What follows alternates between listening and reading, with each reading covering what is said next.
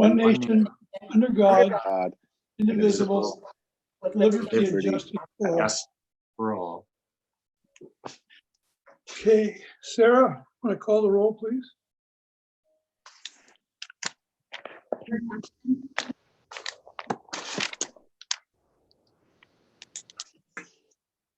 Mayor Paxton.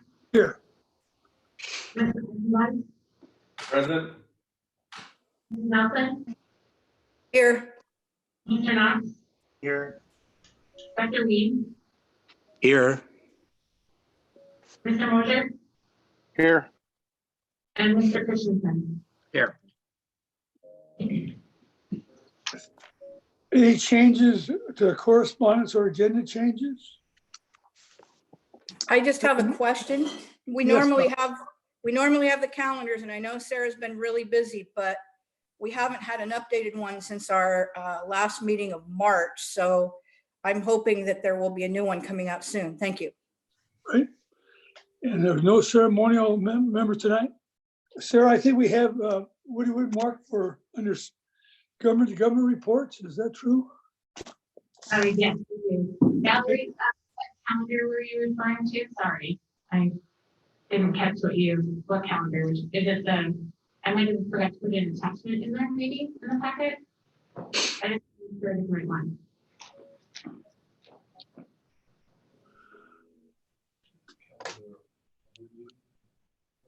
Oh, okay. We're waiting for the report from Sitka Tribal. Yeah, just 1 minute. I will get them fine. Good.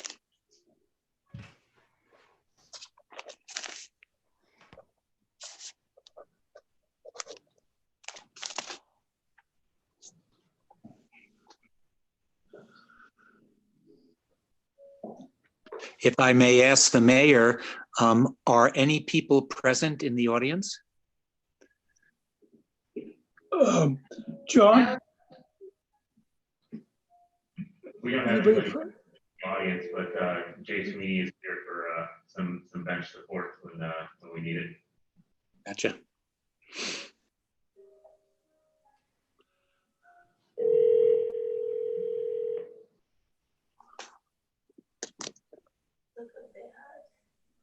Hello. Hi, Woody. This is Sarah. Good evening. Good evening. We're at the government to government report, and you can take it away. All right. Thank you. Mr. Mayor, Senate members, this is Woody Mark. I'm wanted to give a report, hopefully it's a short one, to you all. It's a letter that I wanted to share with you. Our tribal chair, Kathy Hope, couldn't make the day, so I'm filling in for her shoes tonight.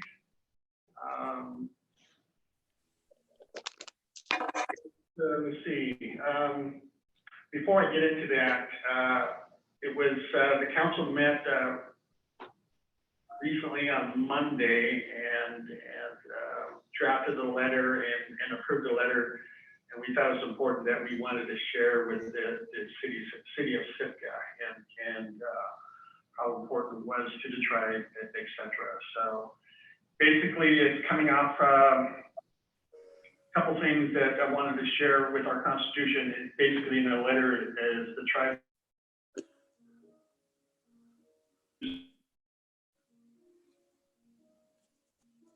responsible and she had a special relationship and partnership with search. So if by May, this was dated actually today to Commissioner Julie Anderson, State of Alaska, Department of Commerce, Community and Economic Development. And the tribe, let's see, the Sitka Tribe of Alaska concerns about processor staff. STA has become aware of Silver Bay Seafood's proposal to bring up to 450 workers from the lower 48 Mexico to work in positions for seasonal fish processing in Sitka.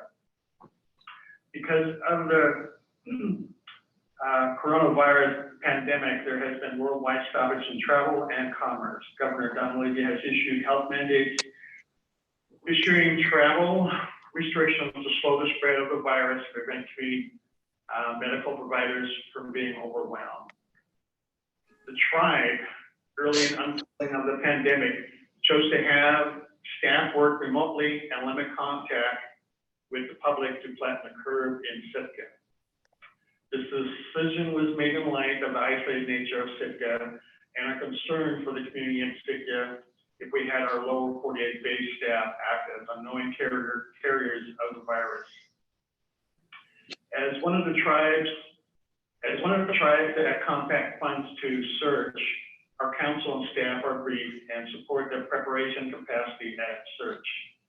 Search has suggested the effects of silver-based seafoods that could be catastrophic. SPA is strongly opposed to inviting a risk to our community that can be avoided. SPA believes that the silver-based seafood should be discouraged from bringing workers into the Sitka without a robust and publicly disclosed plan, including a commitment by the state for enforcement or mitigation of the COVID-19 infection and spread. SPA does not have the knowledge that silver-based seafoods has a plan for traveling employees that complies with the governor's health mandate 12. Silver-based seafoods may assert that its business plan relies on outside labor. However, SPA would like to encourage silver-based seafoods to meet most of its labor needs with local Alaskans. Now that the health mandates and CDC directives have cast doubts on the potential for tourism Southeast, particularly the cruise tourism, there will be many local Alaskans seeking work to displace tourism positions. This is not an ideal situation, but it may be the safest for the health of Sitka that we call home. SPA respectfully asks that you consider this perspective in any decisions made by the state regarding processing staff in remote communities. This is, the council felt, Mr. Mayor and semi-mayor, the council felt pretty strongly that this message was shared with our local government, the city assembly, and its citizens here. And I do want to say also thanks to the many partnerships and local people to helping, ease this pandemic. I think it's been doing really good on the guidelines and mandates. So this is all I have to share, Mr. Mayor. Woody, thank you, sir. All right, thank you so much, and have a good day. Yeah, you bet.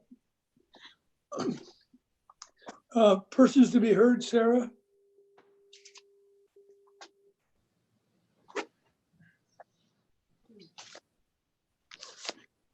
Just a moment. We have 2 individuals for persons to be heard this evening. Lori from Visit Sitka will be next. So let me get her in the line.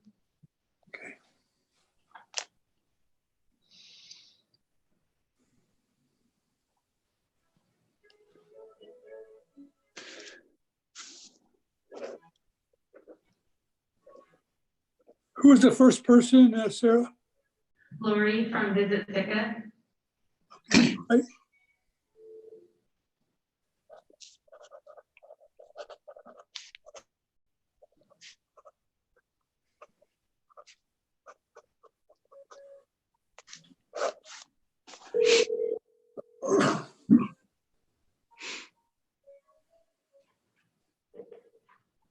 Hello. Hi, Lori. This is Sarah. I'm calling from the Hi, assembly Sarah. meeting. Hi. We're at persons to be heard, and it's your turn for public comment. Okay, great. Can you hear me okay? We can. Okay, great. This is Laurie Boysa, and I'm the director of Visit Sitka. And I just wanted to give you a quick update about what's been going on with Visit Sitka.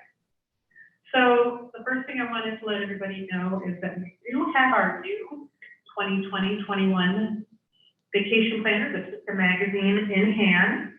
We are mailing them to potential visitors. We've been capturing names of visitors for the last couple of months.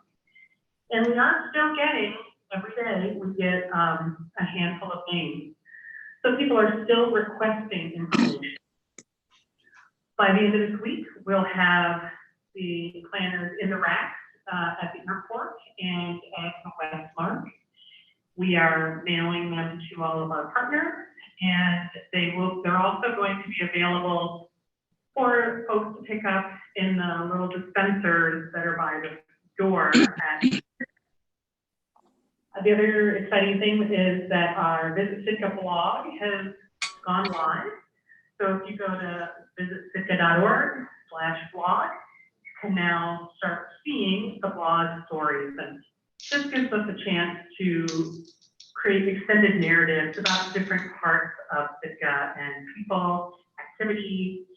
And we're really excited that we're going to be able to publish about every other week a new Sitka story. People will also be able to subscribe to the blog, so they'll get a reminder every time a new story is launched, which is great. We're still maintaining our social media, so we are not advertising anything specifically, but we are just helping to keep people dreaming about Sitka and thinking about Sitka through social media, through Pinterest, Facebook, and Instagram. And we are also still doing our weekly COVID update that we send out at the end of every week, where the most up-to-date information that we've been able to capture in that week. There's been some updates in the cruise world in the last couple of days. One was on the front of the paper today, the 100 days. I clarified with some of my cruise ship contacts that 100 days should go into effect starting tomorrow, which would mean if the CDC maintains the 100 days, no sale order could be towards the end of July, around July 24th, before cruise ships will be able to move in and out of American ports. But the CDC could rescind that at any time based on the changes in the movement of the virus. So we'll be tracking that really carefully. And the other thing is, we just today learned of some changes in some of the cruise ship calendar schedules. So as those things happen, we do update our Google Calendar. That's the one that you can find on visitsitka.org. In our partner area, that's the most up-to-date cruise calendar information. And tomorrow, we'll be putting out a notice about the latest changes in the cruise ship calendar. That's what I have to share for today. Thank you, Lori. Thank you.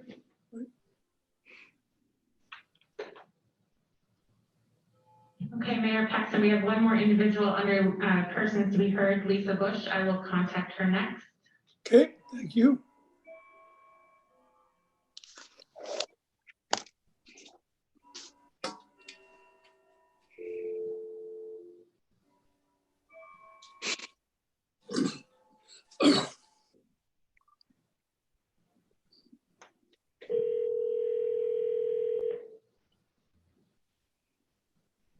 Hello.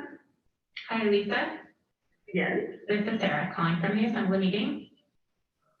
We are under persons to be heard, and it is your opportunity for public comment. Well, thank you.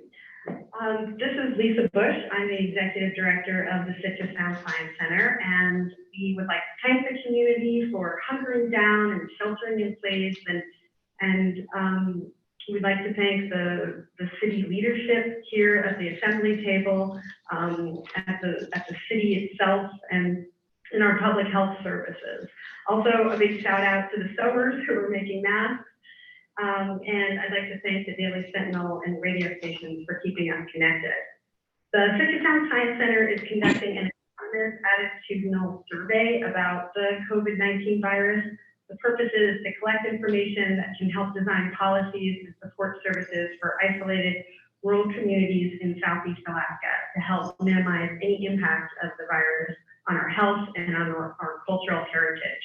You can find the survey at our website, sitkascience.org, or on our social media on our Facebook page. And finally, we'd like to encourage the community to use scientific principles as they navigate this difficult time, validate, observe, use critical thinking, and problem-solving skills. Thanks so much. Thank you, Lisa.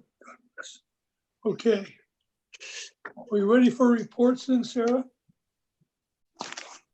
Yes, we sure are. Okay, well, I'll begin. First of all, I'd like to just again thank our citizens for all the good work they've done.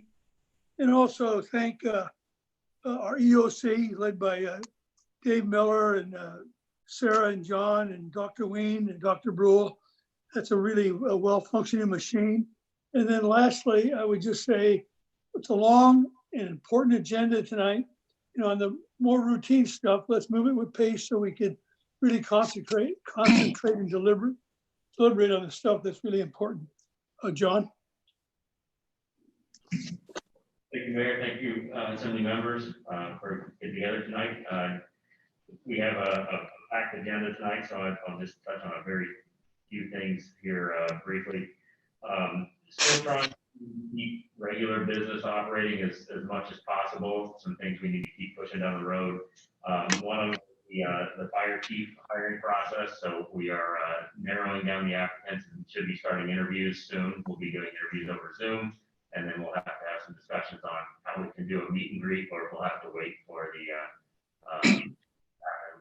at a later time, since it's an important aspect for that position to have some community contact. We have secured a grant writer who is currently working on our, what I call the working waterfront. So we've got some build grant opportunities that we're focusing on for the haul out and for the Marine Service Center both. We believe we can get 2 applications in under the build grant program with a due date of May 18th, but the plan is to have that on the May 12th agenda for the Assembly to review before we go forward with that one. Working on a brand new budget letter, since things have changed since the budget letter was put together by Mr. Bevan for the first draft of the budget. So you should see that next week. And as I said, we've got a packed agenda tonight, so I will leave it at that and we'll move forward. Mr. Hanson? Thank you. Since last meeting, I've been consumed with COVID-19 issues. I encourage the Assembly, if you have questions about legal issues related to the COVID-19 issues that you're thinking about, to contact me at any time. I not only attend weekly meetings with the elected municipal attorneys, but I also have kind of a trap line of other attorneys and other state officials I've been talking with. So again, I encourage you to communicate with me, and I'll do the same as information comes to my attention. Thank you. Thank you, Brian. Liaison representatives? Dr. Wayne.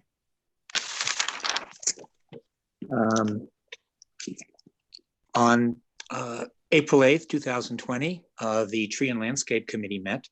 And actually, it was a very interesting Zoom. It was almost like a family affair. Lots of people on the gallery, and it was very informative. Mike Culliver gave a report saying that things are different in doing the maintenance around town, and that they are definitely falling behind in the seasonal stuff. They're focusing on sanitization and cleaning, and putting on anti-skids on that boardwalk down by the Sitka Sound Science Center as it heads toward Totem Park. Also, the priorities for grounds are fairly slim, and what they're trying to do is just maintain infrastructure. There's not going to be much aesthetical stuff, and they are definitely not going to be doing any capital projects as of this moment. And their budget, as he describes, doesn't have much wiggle room. But they are thinking about a plan for Adopt a Park. So I can see that that maybe one of the Assembly members wishes to adopt a park, but that's how people are thinking. And it was just an interesting meeting with conversation about how we're going to try to do the volunteer thing in Sitka through its various members to take up some of the slack that the grounds crews are having difficulty keeping up with. that's my report. I would also like to say I apologize. I was unable to attend the Health Needs Human Services Committee meeting because of an important conflict. So there's my apology. Good. Thank you, Dr. Other liaison reports? I've got two. Port and Harbors met last week. The substantial completion for Crescent Harbor at this point was set for June 12th. It's been pushed out a little bit as the contractors have had to reduce some of their staff numbers at the facility there because of the state of Alaska mandates on social distancing and physical distancing. Harbor Master Eliason reported back to me that what they're looking at right now in order to start repopulating the fingers, they had originally planned to repopulate fingers 3 and 4, which are the mid-sized boat fingers. This month, they're not going to be able to do that due to the concerns of the physical distancing mandates. So what they're looking at is completing as much as they can on 4, and when the contractors move over, once the electric pedestals are installed, they'll start to repopulate 4, and then just as each finger gets completed, they'll populate it. The electricity won't be available though until sometime in early June when the transformers or the substations arrive and they can connect everything up. So there won't be power in Crescent for a little while, and a lot of the larger boats will probably want to stay where they're at for a little bit, or at least until the power's there. They're working with all the stakeholders and working off the plan. They're constantly in contact with everybody that's been moved around, so they're doing the best they can with what they've got. So the other issues that were discussed were the pretty substantial cancellations that have been rolling through the harbor department, with yachts canceling and the cruise canceling. Obviously, May and June pretty much are pretty empty now, and some yachts are even canceling up through July. That's it for Port and Harbors. Parks and Rec met today. It was a pretty substantial meeting for them, with a lot of reports about things going on. Mr. Culliver reported some of the similar things that Dr. Ween already touched on, that they're spending a lot more time with maintenance and facilities, doing a lot of cleaning and sanitizing. With the closure of Crescent Playground and some of the other public use facilities around, some of that has lightened up a little bit, but they are having to kind of shift a little bit to doing some other things that have actually increased as well. Some vandalism and graffiti issues that seem to keep popping up that they're having to deal with quite a bit. And also dealing with parks cleanup, with everybody seemingly having a lot more time at home. They're hitting the dog parks a lot more, and actually a lot of the facilities that aren't open to off-leash dog runs, people are utilizing them a lot and not picking up after their pets. So staff are having to deal with that a lot more. In fact, they've also, they want people to know that the Kim Sham Fields, with the security cameras up there, they kind of take a look at them every once in a while. They're not using them to identify individuals or trying to do any enforcement with it, but they do watch those cameras in the recordings to just kind of get trend and do some analysis about how much those places are being used. Those 2 lower ball fields at Kim Sham, the what a lot of people term as the girls back softball field, and then the co-ed field there in the front, those are not open to pets, and staff would like people to recognize that and not use that area for running dogs. And it also would include the upper soccer football field. That is not an area that's supposed to be used for running dogs off leash. The back softball and baseball field on the upper level, that is designated for pet use and animal use, and that, you know, people should feel free to use that. But please do be respectful in cleaning up after your pets, because it's gotten to be really bad in a number of our different parks around. Cycling Club is working on their trails. They're practicing very good social distancing with that. The Forest Service has loaned a contractor or a staff person to working with them on designing and developing the trails. Herring Cove is a cleanup facility or cleanup area that staff have been having to monitor quite often. There's been several vehicles dumped out there, and a boat, which in the boat they haven't been able to get out of there yet because it's on a broken trailer. They have been able to get the vehicles out though, so they're having to spend some time out there. The Community Crescent Community Playground, the tiles are here, and they're working with CBC to be able to, is paying for both the tiles, shipping, and labor for reinstalling those. So they're working with CBC to come up with a plan, and that would include a COVID-19 mitigation plan if they end up starting doing work during the state mandates.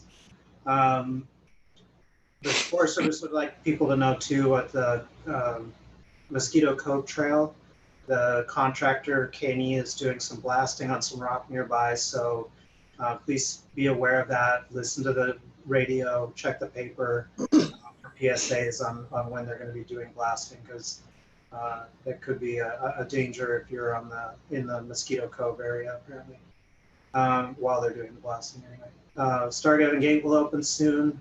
The cabin is being cleaned between visitation, but there will be no summer host at the campground. The year-round host will be at Stargaven, but they won't have a summer host, and no seasonal workers are being brought up either. Forest Service cabins are all open, and the Forest Service wanted to make sure that everybody understood that they are not being cleaned in between uses. That is up to the user to do. And also they don't have staff going out this summer right now to do regular cabin maintenance. So wood supplies may be dwindling at a lot of those places. And they know that they're getting additional use right now because people are reserving those and using them at a higher rate than normal. But so people should be aware, you might have to bring your own wood. And then the cabins that don't have that issue obviously are the ones that have the oil stoves in them. The commission finalized the Upper Molar Field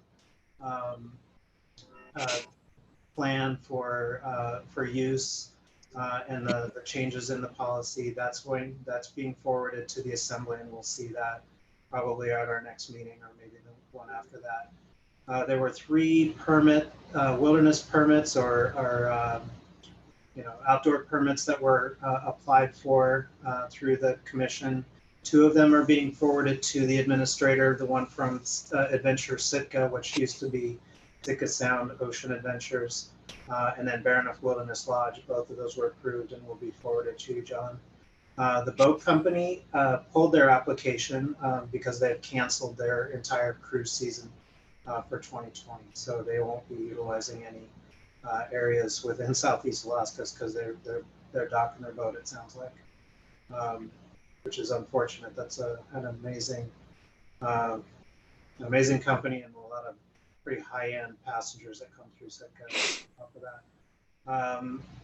Right now, Parks and Rec doesn't have any plans to do any closures of any additional facilities, but they want to make sure that people understand that social distancing, physical distancing is a high priority, and people really do need to be aware of that. The basketball courts down at Crescent Harbor have been pretty highly utilized these days, and it seems that that social distancing is not really being adhered to, in particular in light of the new guidelines that the state medical director and the CDC are putting out, especially for people who are running around or in high activity.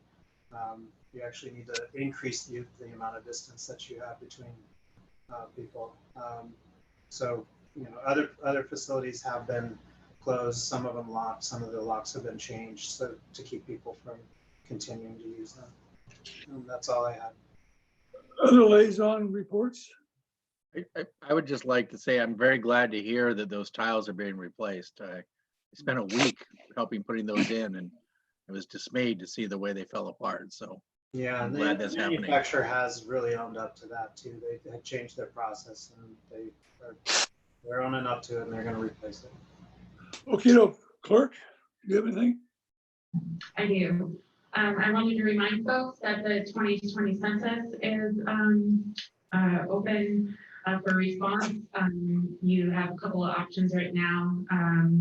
There's notifications being sent out by mail, and you can also go to 2020census.gov, or you can respond by phoning in your information, and that number is 1-844-330-2020.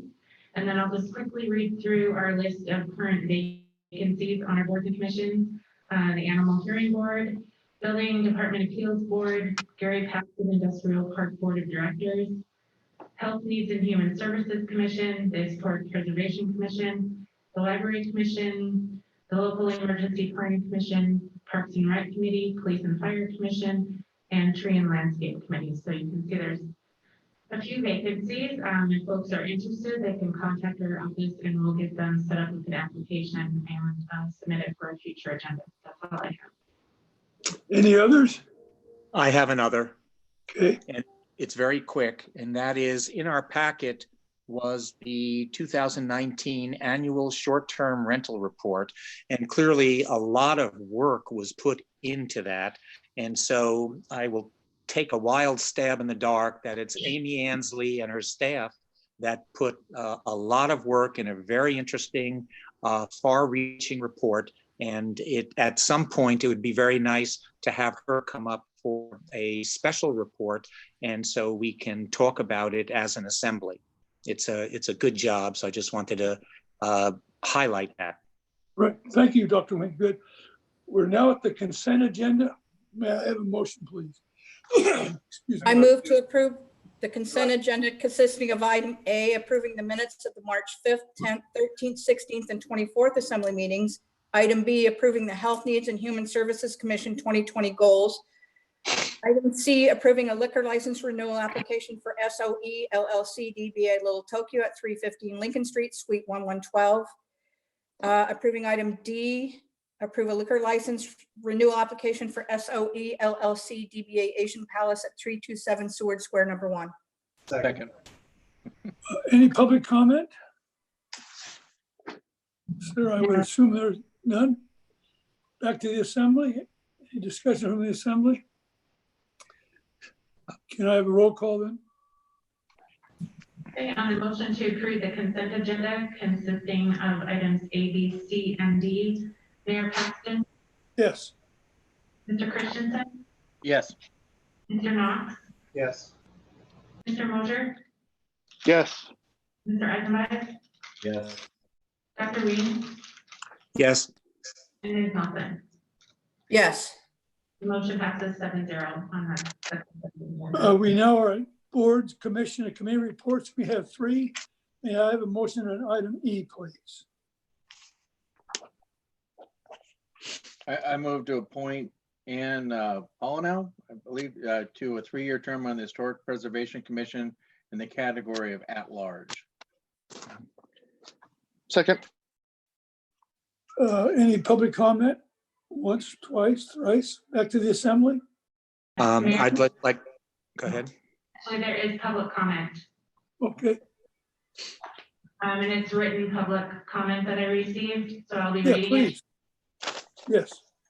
The first comment is from Don Surgeon, and he writes, over the last 32 years, I have had many opportunities to attend meetings of the Sitka Assembly and various boards and commissions. I have found that members came to meetings with an open mind on the issues before them and were polite to the public and other members of the body on which they served. Ann Pollinow no longer meets those high standards and should not be reappointed to the Historic Preservation Commission. Over the last several years, the Summer Music Festival has been working on saving Stevenson Hall. The festival has appeared before the Sitka Historic Preservation Commission numerous times, most recently for a project review. At the very first meeting, prior to any project presentation by the festival and months before a Historic Preservation Commission vote on the project, Ms. Paulno stated her opposition to the project. Still prior to any vote, publicly repeated her opposition. And finally, even though the commission's role is an advisory one, she tried to get the commission to block the project. Fortunately, the assembly liaison explained the Historic Preservation Commission's role at that attempt, and the attempt died. During one vote on the project that did not go her way after the meeting, she yelled at one of the other commission members who voted against her position. Ms. Paulno has provided years of service to the community of Sitka, but her recent actions demonstrate that she no longer possesses the fairness and politeness that residents expect from their elected and appointed officials. She should not be reappointed to the Sitka Historic Preservation Commission. And then I also have another comment that was received. Sarah, who was that from again? I'm sorry, I couldn't hear you very well. And that was from Ann Paulno. Or no, excuse me. That was from Don Surgeon. Okay. And this next comment is from Jim Steppen. He writes, I am writing in opposition to the reappointment of Ann Paulno to the Historic Preservation Commission. As a member of the Sitka Music Festival Board of Directors and its building committee, I experienced firsthand Ms. Paulno's lack of objectivity as well as her downright hostility throughout the Stevenson Hall renovation approval process. Ms. Paulno appears to have headed a disinformation campaign that in the end increased the cost of the project. Please appoint someone who clearly has no conflict of interest and who is willing to work constructively with other entities interested in taking on historic preservation projects so that such projects are feasible in the future. And again, that comment is from Jim Steffen, and that's all I have for public comment. Okay, other comments from the assembly? I have a comment. Yes, Valerie. I was the assembly liaison up until October of last year, and I chose not to be back on that committee because I got on the wrong side of the applicant, and I probably will be a no vote. Thank you. Okay, call for the vote. Okay, on the motion to reappoint Ann Paulno to the Historic Preservation Commission, Mr. Knox, No. Mayor Paxton, No. Dr. Ween, Yes. Mr. Mosier, Sorry, my mute was on. No. Ms. Nelson, No. Mr. Christensen, No. and Mr. Eisenberg. No. All right, we're now at item F. May I have a motion, please? I'm sorry, Sarah. The motion failed 1-6 on that appointment. May I have a motion on item F, please? I move to reappoint Shannon Freitas to a 3-year term on the local emergency planning committee in category 2, law enforcement, civil defense, firefighting, first aid, local environment / hospital, and transportation personnel. Second. Public comment? And I would assume there's none. Back to the assembly. Comments from the assembly? Call for the vote. And a motion to reappoint Ms. Freitas to a 3-year term on the LAPC committee. Mr. Christensen, Yes. Dr. Ween, Yes. Mr. Eisenberg, Yes. Ms. Nelson, Yes. Mr. Knox, Yes. Mr. Mosier, Yes. and Mayor Paxton. Yes. And the motion passes 7-0 on item F. We're now at item G, the last appointment. May I have a motion, please? I I move to reappoint Go ahead. Mike Johnson to a 2-year term to the Gary Paxton Industrial Park Board. Second. Public comment? There is Back to the none. assembly. Assembly comment? I would like to say something. Yes, please. Valerie. I haven't known Mr. Johnson for very long, but I am very appreciative of the job that he has done in his past tenure on this board, and I think he's very knowledgeable. Thank you. Thank you, Valerie. Good input. I Other would comments? echo that. Yeah. Okay, call for the vote, please. Motion to reappoint Mike Johnson to a 2-year term on the Gary Paxton Industrial Park Board. Dr. Ween, Yes. Mr. Knox, Yes. Mr. Eisenberg, Yes. Mr. Mosher, Yes. Mayor Paxton, Yes. Ms. Nelson, Yes. and Mr. Christensen. Yes. We are now at item H, ordinance 2011. May I have a motion, please? I move to approve ordinance 2020-11 on second and final reading, temporarily amending Title 15 Public Utilities of the Sitka General Code by modifying Chapter 15.1 Electric Utility Policies, Section 15.01020 Electrical Rates, which will temporarily extend the lower seasonal electric rate from April to June in 2020 only. Second. Public comment? There is no public comment. Okay. Back to the assembly. Sure. Yeah, I mean, I still think this is a good idea. From what I understand, we've received some fairly positive news about the chances of it getting reimbursed from eventually from the feds. And I would argue that we have the option, if we do pass this, that in July or August, when it's still this assembly, we will have a much better idea of what the effect of this was and how much and what the current state of the electrical fund is. That I would argue that what we would do if this proves to be too expensive is extend the summer rates a month. I'm assured that that more than makes up for this, or it would make up for this. And at that point, the thought is that people would have jobs again, and nobody likes paying the electric rates, but it's much better to do it when most people have their jobs back.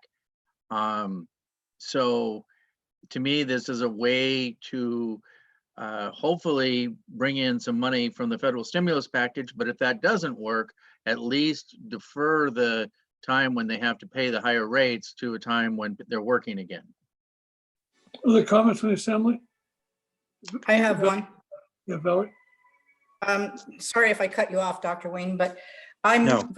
I'm voting in favor of this just because I know how much people are hurting. And I think this is a good way to help those out that are in need. And I don't believe we're going to see our revenue drop by very much, because people that are aware of how much their electricity costs and what the rates are, like me, who used to be a meter watcher in the summer because I didn't bake, but I would watch and see, because I knew I needed to keep under a certain amount to meet my budget. And now it's like, I'll be able to continue baking for a while because we'll be at the winter cheaper rates. So I think it's a good idea, and I don't think we're going to be hurt that bad. It'll be interesting to see if the usage increases, by God. Yeah, Dr. Ween? Well, there's always Grandma Tilly's if you get tired of baking. The thing that I have to say is that, again, and I hate to be, I'll say, this type of voice, in that it is estimated in the fiscal note, it'll cost over $1 million. In the way, as was mentioned previously, how they may juggle the funds, there is a comment that says this cannot be guaranteed. I had read an interesting article about national utilities and how they are faring in various states and localities. And because of COVID, the usage has plummeted, and utilities are now scrambling with rate increases and other types of issues. And I'd also like to point out that here we're giving somebody something in H. But as we move down through the agenda, you'll see that we're going to have remote the taxation, which in essence per capita will be far greater, because whether you like it or not, the internet is here and COVID has pushed the internet probably even further. And so because we have bond covenants and because this is a fund under stress, I have to vote no for this, because as good as an intention it is, it'll be hard to catch up if there are any problems. I would rather give when we have an abundance than when the possibility of having to take out of the general fund again to cover our covenants comes up. And we keep giving with one hand and taking with the other. And so I appreciate the thought. I think it is wonderful, but it's $1 million at this moment, which we may not have. So thank you. Other comments from the assembly? Yeah, I do, Mr. Mayor. This is Kevin Mosher. I actually had a question for the administrator first, and then after he answers, I'd like to ask my question or make my comments. John, can you speak also more in detail about what Tora was mentioning about the possible good news about the possibility of being reimbursed by the feds? Could you speak to that real quick? I can. It's only discussions at this point, but Senator Stedman's office contacted us and asked for a summary of all the projected lost revenues. And we actually submitted that information today, and I can share that with the assembly later. I can send that information out to you with our projections. But I did ask the question specifically, if we were to lose revenue based on offering relief for utility bills, is that something that we could capture in that information that we're passing up for them to collect, community by community, and then pass along to our delegation? I was told yes, that is a source of revenue they'd be interested in hearing about. Okay, thank you, John. And I'll make my comments. I'll try to make them succinct. I'm going to vote yes on this. I've been kind of going back and forth all the past 2 weeks because I want to help people, but at the same time, we do have limited resources. And as I mentioned at the last meeting, when the federal government runs out of money, they can still print it. When we run out of money, we're out of money. But and I also would like to keep in mind that we need to be mindful about the money that we're giving out too, because if we spend all our money that we can use to help people too quickly, inevitably, like as Dr. Wien says, then we're going to have to raise rates to make up the difference. So we wouldn't want to give and then take away, months later. So that all being said, and plus it is $1 million, it's a lot of money, but that all being said, I'm going to vote for it, yes for it, because I believe people are in desperate need and this will help them. And at the same time, like I said, I'm voting yes on this, but I'm going to be very hesitant, and we need to be very careful about and strategic about the money that we spend to help this community, because we don't want to help them and then go around and inevitably have to dig deeper into their pockets later on. But I will vote yes on this. Thank you. Yeah. Kevin Knox? no, I actually had the same question. I wanted to hear from the administrator, from Jay Sweeney. I was under the understanding he was one of the people that was reaching out to see, Right. What things look like. So I got my answer. Thank you. Good. Okay, call for the vote. Okay, the motion before you is to approve ordinance 2020-11 on second and final reading, which will temporarily extend the lower seasonal electric rate from April to June in 2020 only. Ms. Nelson? Yes. Mr. Mosher? Yes. Mayor Paxton? Yes. Mr. Eisenbach? Yes. Dr. Wien? I'm sorry to say no. Mr. Christensen? Is that me? Yes. And Mr. Knox? Yes. The motion passes 6-1 on item H. We are now at excuse me, HI. Excuse me, can I have a motion, please? I move to approve ordinance 2020-12 on first reading, making supplemental appropriations for the fiscal year 2020 Office of Inspector General Anti-Kickback Liability Settlement. Public Second. yeah, thank you. Public comment? Excuse me, darn it. Before back to the assembly, but John, do you want to, you or Jay, or want to talk about this before we talk about it? Absolutely, yeah, I brought Jay up here to the table so he can speak to how the funds actually move around, but this is something we talked about a few assembly meetings ago. And Brian is here also, and he could talk on any, I would say, recent developments or lack of recent developments that have happened, but this is the OIG start anti-kickback violation, and the decision that was made on the amount that we need to pay for that. So I'll turn it over to Jay and let him discuss kind of how this works and what funds everything is coming from and how it will be paid back. Okay. Good evening, Mayor Paxton and Assembly members. For tonight, I prepared a very short example that is explained in terms of a home budget that may be helpful. I can go through that, or I can just speak directly to the mechanics of how it would work. Give us a short version, and then if we have questions, we'll ask Jay. All right. So you're trying to sell a house, and upon inspection of the house, the home inspector finds major problems with the foundation. Now, the buyer is willing to go through with the sale, but only if you put money in escrow to the foundation. The problem is the total amount of repairs won't be known until the contractor does the job. So the buyer requires that you put an estimated amount into escrow to pay for the repairs, and also stipulates that payments on the purchase price for the home must be put into a second escrow until it's certain there are no other defects on the home. Because you want to sell the house, you agree. Now you got a minimum balance in your checking account at all times to be able to pay your bills. It's your household liquidity reserve. You determine as long as you can use the same cash to be both the escrow amount and the personal liquidity reserve simultaneously, you can do that as long as you don't need to tap into the liquidity reserve. This is preferable to borrowing from your mother and father in order to fund escrow. Now, finally, the cost of repairs is determined and it's time to complete the transaction. You now have to pay the cost of repairs to the home.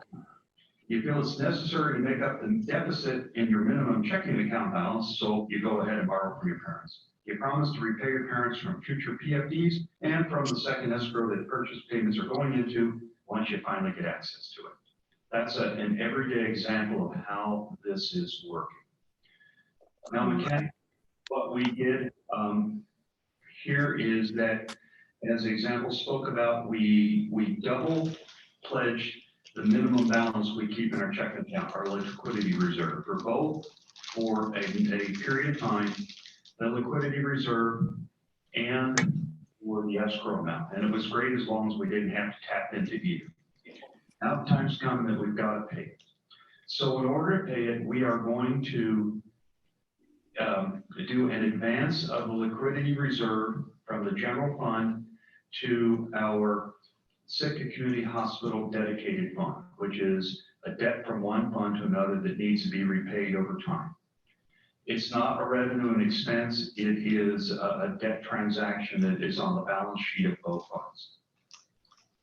We're then asking for an appropriation out of the Sitka Community Hospital dedicated fund to actually pay the amount of money out of escrow to the Office of Inspector General.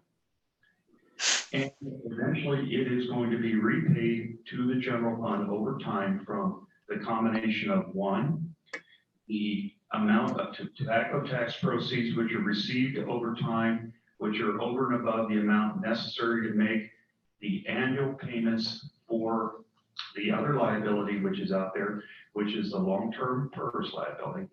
And number two, when we finally have access to the second escrow where all our purchase price payments are going into by search, when in essence all the other possible defects in this are made clear there aren't any, and we get access to it, that will be used to pay the general fund back. Eventually the general fund will be made whole along with an internal interest. Thank you. Okay, comments from the assembly? Uh, Dr. Go Wayne? ahead, Dr. Go ahead. No, you go ahead. My question would be, have we found out if this is legal to continue, keep collecting I've had questions from the public. Is it legal to keep collecting from that special tobacco tax? And what are the ramifications if we vote no on this? Thank you.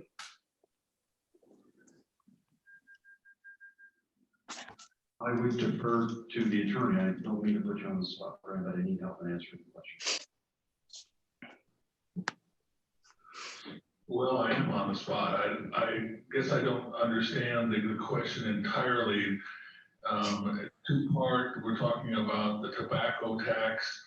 We think the tobacco tax continues to be a legal tax that's obtained from the public, and it's dedicated to a fund that pays a debt related to our hospital. This is something that our outside counsel, myself, and our consultants considered extensively when we were entered into the APA. We knew this would happen, and we looked into those issues. So I think that's the first issue we're talking about. As far as whether or not the second issue is really, I'm not a CPA, but I can tell you that when we were arranging for the second issue for the payment into the escrow and the process, all of our outside consultants and attorneys were on board and not surprised and were supportive of the process that was established through the APA in creating the escrow account and funding it the way we did. Thank you. Mayor Paxton, I can also help in elaborating on Brian's answer very quickly. The practical effect in the general fund would be that if there is not advance made to the tobacco tax fund, the general fund is going to have to use the escrow to pay this bill. So the escrow account would be liquidated, and that escrow account also, in essence, represents the emergency reserve in the general fund. We're going to have to take all the other assets that are in the general fund to make up the emergency reserve, and that means that the undesignated balance in the general fund available for other things will not be available because almost all of it will be either committed, restricted, or assigned in some capacity. Other questions from the assembly? Dr. Wayne? Well, I just have some comments. One is, as far as the house that Jay was mentioning, I just wouldn't have sold it. I just would have fixed the foundation and you know, had the kids move in. But what I do have to say is, I know we owe this money, and there's no doubt about that. But I also know this is going to pass. But I cannot vote for this out of principle. This was truly a self-inflicted wound based on inexperience of a number of people. And I wouldn't have sold the hospital either, but this is $4.1 million, which would have gone a long way to doing lots of things. And the purchase price for all of the options that we were given for search were essentially had a value of $9 million. So if you subtract this $4.1 million from 9 million, well, you get 4.9 million. So that's what we sold the hospital for. But then let's not forget the $1 million that we owe to Cerner. And now it's 3.9 million, and all the legal costs, about $750,000, and it's now 3.2 million. And what I'm saying is that as we go on, and there are other costs too, I just have to scratch my head and say, what have we wrought here? But I know we do owe the money, but in principle, my vote is no. Noted. Other comments from the assembly? Call for the vote. Okay, the motion before you is to approve this ordinance on first reading. It's a supplemental appropriation related to the Office of Inspector General anti-kickback liability settlement Mr. Mosier, Yes. Ms. Nelson, No. Mr. Knox, Yes. Mr. Christensen, Yes. Mr. Eisner, Yes. Mayor Paxton, Yes, Dr. Ween. No. The three motion vote. Yeah, Five, okay. 2 on item I. We're now at item J. May I have a motion, please? I move to approve ordinance 2020-13 on first reading, amending Title IV Revenue and Finance of the Sitka General Code by adding Chapter 4.10 Alaska Remote Sellers Tax. Second. Public comment? Back to the assembly comment? Dr. Wayne? I did read everything over. Some of it I read in the past. I'm not going to go through a page turn. I think that I want to keep tax in the world. But I do still have questions on how much it's going to cost the city as a percentage. I'm not clear, and it really didn't mention it in any of the rules on how their charges would be administered. And what was interesting is that if we don't do it, the fiscal note was saying we lose $300,000, and that if we do it, we will gain $200,000. So am I to assume with a little arithmetic that that they're going to be getting a third of our money based on that fiscal note? So I'd like Jay to address what will their fees be, please. Before you do that, Jay, but listen, Dr. Wayne, this is being run by the AML and people of position and experience and committed to the towns they live in. Okay, Jay, answer the question. Well, I mean, actually, I can answer that question because it's pretty obvious in there. If we don't I'm sorry, Tor, I did want to hear from Jay, since he is our representative to the AML, and then please, come on down. Yeah, Jay, please, comment. The commission administrative percentage is 18.5%.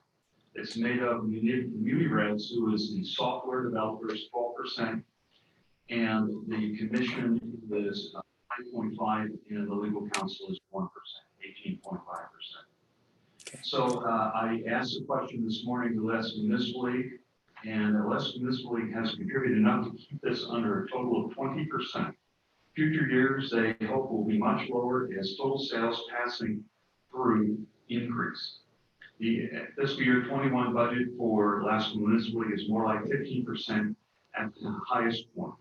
And then later quarters, it comes down to about 11%. Well, thank you very much. I appreciate the answer. Great, good. Other comments from the assembly? Yeah. Tor. Yeah, I mean, as I read it, if we pass this, we gain an additional 200,000. If we don't pass it, not only do we not get that, but we lose the 300,000 we're getting now from the Amazons in the world that are doing it voluntarily, because they will stop remitting it to us if we don't join this, because they don't have to. And it's the whole point behind it is to realize the online sales tax and support our local vendors. I mean, I understand right this minute, people are, a lot of the stores are closed, but most of them are doing workarounds, deliveries and the like. And if we want to, I don't see how if we don't support this process, we can look at our local vendors in the face and say, we prefer the online vendors over you. So I very much support this, because I'd rather have people shop in Sitka. Other comments from the assembly? Mr. Mayor, I have something. This is Kevin Mosher. Yes, please. I'm gonna vote yes for this for all those reasons. You know, I agree with Tor completely that this levels the playing field. I wish this had happened 15 years ago, but we couldn't control that. I do have to say though, it is a fair question of Dr. Ween just wanting to know the percentage, and there's nothing wrong with asking that question, and we got an answer. You know, this is new for them starting this. So I'm comforted to know that they're going to try to lower that percentage as they kind of get their mind around how where the real costs are going to be. Thank you. All right.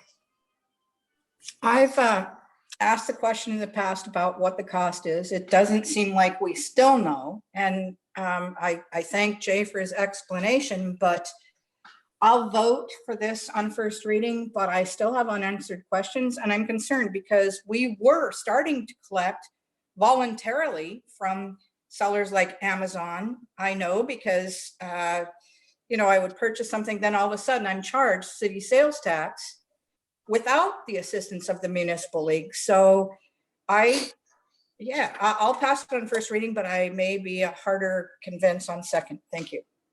Other comments in the assembly? Call for the vote. Motion to approve ordinance 2020-13 on first reading, which adds chapter 4.10 Alaska remote seller sales tax to our code. Mayor Paxton, Yes. Mr. Christensen, Yes. Mr. Knox, Yes. Mr. Rozier, Yes. Mr. Eisenhunt, Yes. Dr. Weed, Yes.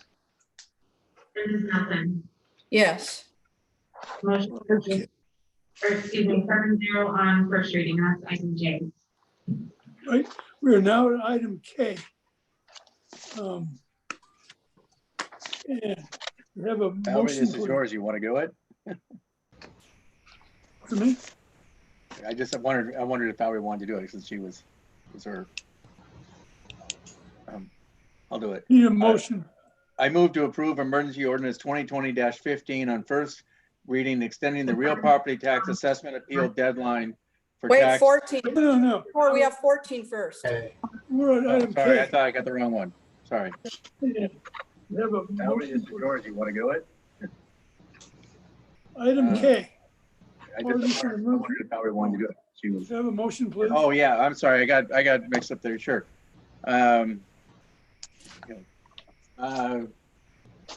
Yeah. I move to approve emergency ordinance 2020-14 on first reading to require all people arriving in Sitka without exception unless determined a critical healthcare worker to self-quarantine for 14 days before working for critical workforce infrastructure businesses, requiring such businesses to submit a protection plan to the city and borough of Sitka that must be approved by the municipal administrator. Second. Public comment? Yes, there is quite a bit of public comment, Mayor Paxton, so if you'll bear with me, we have 3 individuals who would like to provide public testimony by phone tonight, and then I have multiple individuals I'll be reading their statements. So the first individual we'll be speaking with is Harriet Vallejo, and I will dial her phone number now.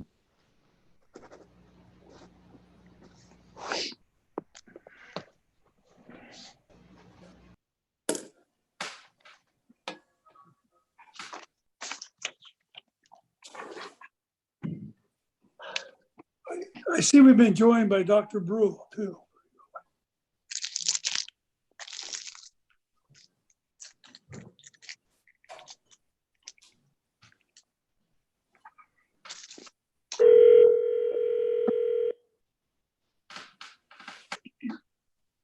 Hello? Hi, Harriet. Yes. Hi, this is Sarah calling from the assembly. Uh-huh.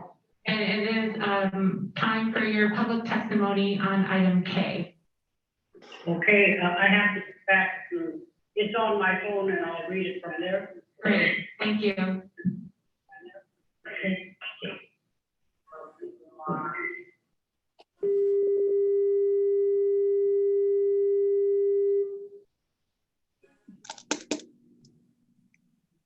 I think we got disconnected, so I will try Harriet again.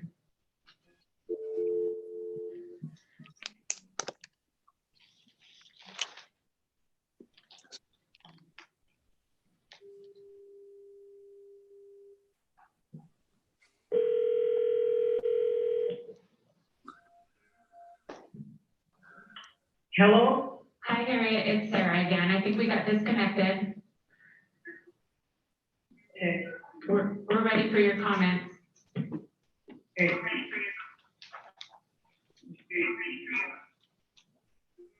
Okay. My name, can I read it from my phone? Yes.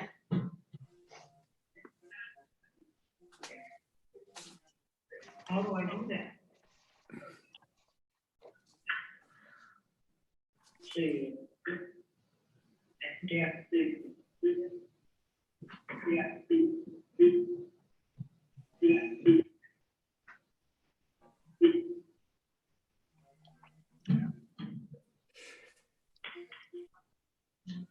Didn't Harriet send a letter to the assembly? She revised it. Harriet, are you Okay. there? Yes, yes, yeah.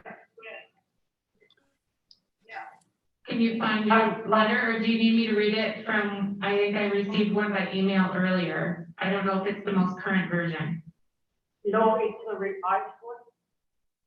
Sarah, tell her to turn her radio off too. There's gonna feedback if she doesn't. Harriet, can you turn your radio down or off? That might help with the feedback.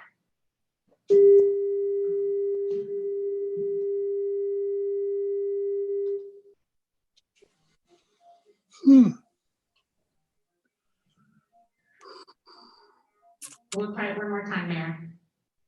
Okay.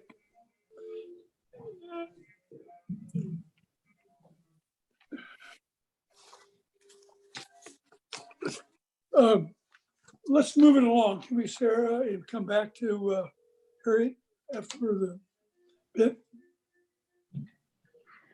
Harriet, it's Sarah. Hello? Hi, Harriet.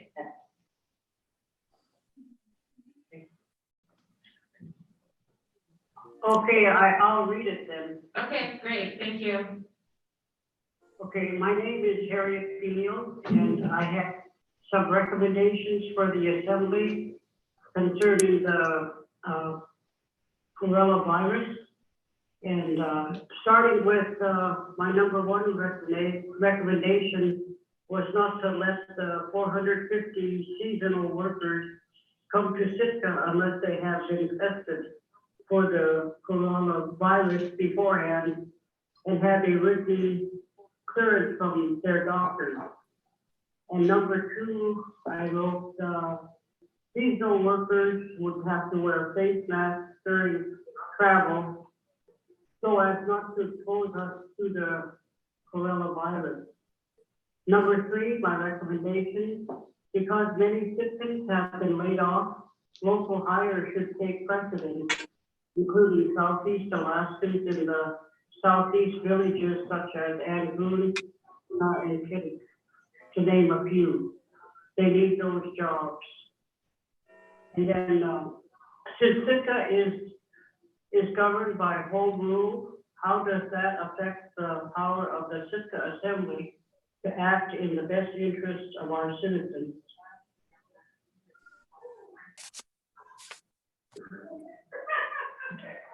Okay.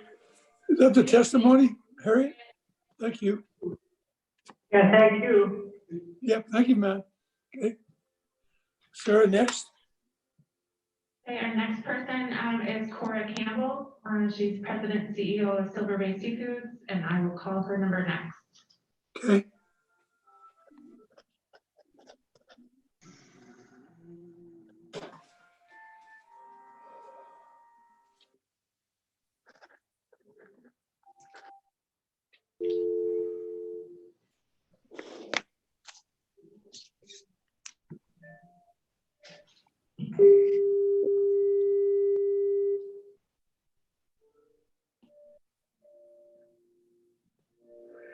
I might ask while we're waiting, how many assembly members have read what Cora emailed us today? Yep, I have, yeah. Yes. Yes.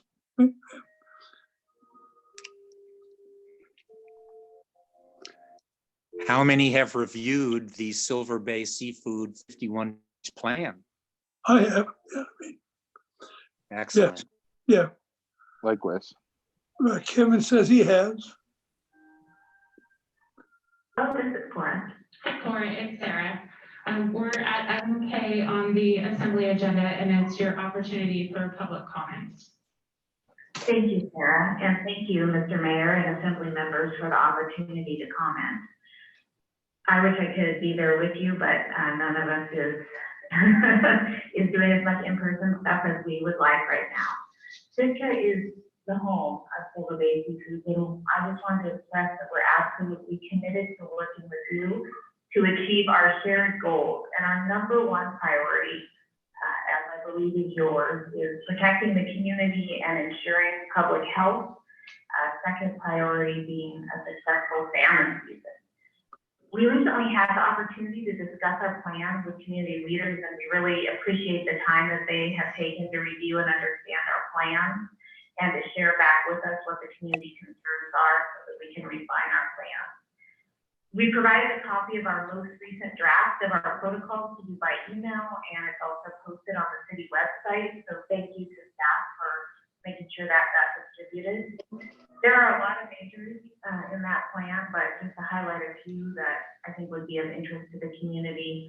Our workers are going to be screened and quarantined, and we have a medical provider on contract to do that prior to any travel.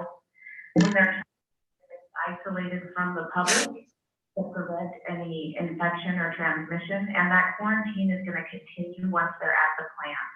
We'll have a closed campus this summer with strict enforcement, and we will have medical services available to us at the plant to address any issues that come up, because we understand that the community healthcare capacity in Sitka is limited, and it needs to be reserved for the residents that you're there to serve. So we plan to have our own medical services on contract so that we're not in any way a burden to the community health system at a difficult time. We're committed to obtaining test kits as soon as they are available to us. Right now, testing isn't widely available enough that we can use it as a screening device, but there are very rapid developments in testing technology and availability, and the situation could very well be different by early June when the salmon season begins. So our protocols are going to be continually updated and improved as those developments happen, and as we learn more about this virus and the best way to respond and prevent it from spreading.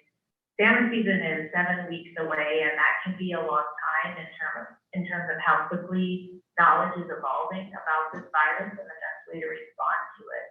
And we just want to put our commitment out there to work with your leadership and your health professionals to ensure that when the season arrives, the protocols that we have in place are maximizing community protection. So thank you so much for the opportunity to comment and to submit a document for your written packet as well. I appreciate it. Mayor Packard. Okay. Yes. Before Ms. Campbell goes, do we have the opportunity to ask? Yes, go ahead, please, Kevin. So thanks for what you said, Ms. Campbell, and thanks for taking the time to call in. I think that one of the questions that might come up within the community and comes up for me is you stated that the plan is to have a closed campus there with the plant and housing. Is that correct? Yes, that's right. We would plan to arrange for contactless delivery of any key supplies and only have very, very limited exceptions for people coming on campus or going off campus. So for your local hire workers, I'd be curious how that works, but then also how enforcement of that sort of thing would work. You know, you can probably draw up agreements with the incoming staff that they would commit to not going into town or whatever, but how does that enforcement end up looking? So we have heard a lot of interest in the community and local hire. Part of the reason that we are struggling with how to best implement that, we always love to hire locals, but in this case, we feel that one of our best tools to protect the community is the closed campus. And so we are really struggling internally with how to meet the goals of employing locals, especially right now when people really need work, with our need to protect the community, and one of our best tools, which we think is to have that closed campus. So we're happy to hear from the community what your thoughts and priorities are, but that's the internal discussion that we're struggling with and trying to address right now, is how to balance local hire with the need to close the campus for community protection. And then we do plan to have somebody at each plant who is essentially a quarantine and safety officer and is responsible for ensuring that masks are being worn and social distancing is observed, and that, all of those personal hygiene measures and sanitation measures that we have in place are being observed, and that does include the quarantine as well. And so anybody who signs on to work for Silver Bay will understand that it's a closed campus. There will be somebody there to enforce that. The penalty for violation is termination and removal from the community. So we're taking that absolutely very seriously when it comes to creating that separation and ensuring that there is not any transmission of any health concern from our employees at the plant into the community of Sitka. Other comments from the assembly? For Cora? Okay, thank you, Cora. Valerie, did you have comments? Did somebody have a No, comment? I was waiting for Gary to bring it back to the assembly, but we have one more, don't we? Yes. Thank you, Cora. Thank you. Okay, the next person on the line is going to be Rachel Roy.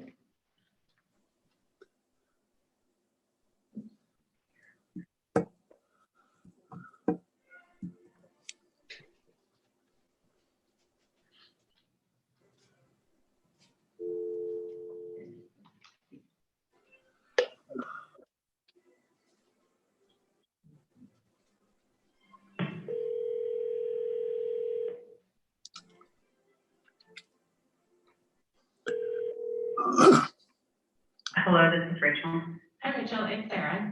We're at the assembly meeting and we are at item K, and it's your opportunity for comments on that item. Okay, great, thank you. This is Rachel Roy. I am the director of the Greater Sitka Chamber of Commerce and Visit Sitka. And my feed must be a little bit behind because I didn't hear you guys move on. So I am just wanting to make a comment on the proposed ordinance tonight.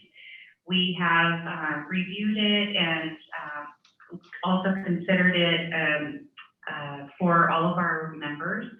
Currently, the Sitka Chamber represents 205 businesses and individuals within our community. And it is our job to work with our city and to also just consider how we can help get our businesses through this time. I appreciate all that the city is doing and all of the considerations for our community and what a special community we do live in. One of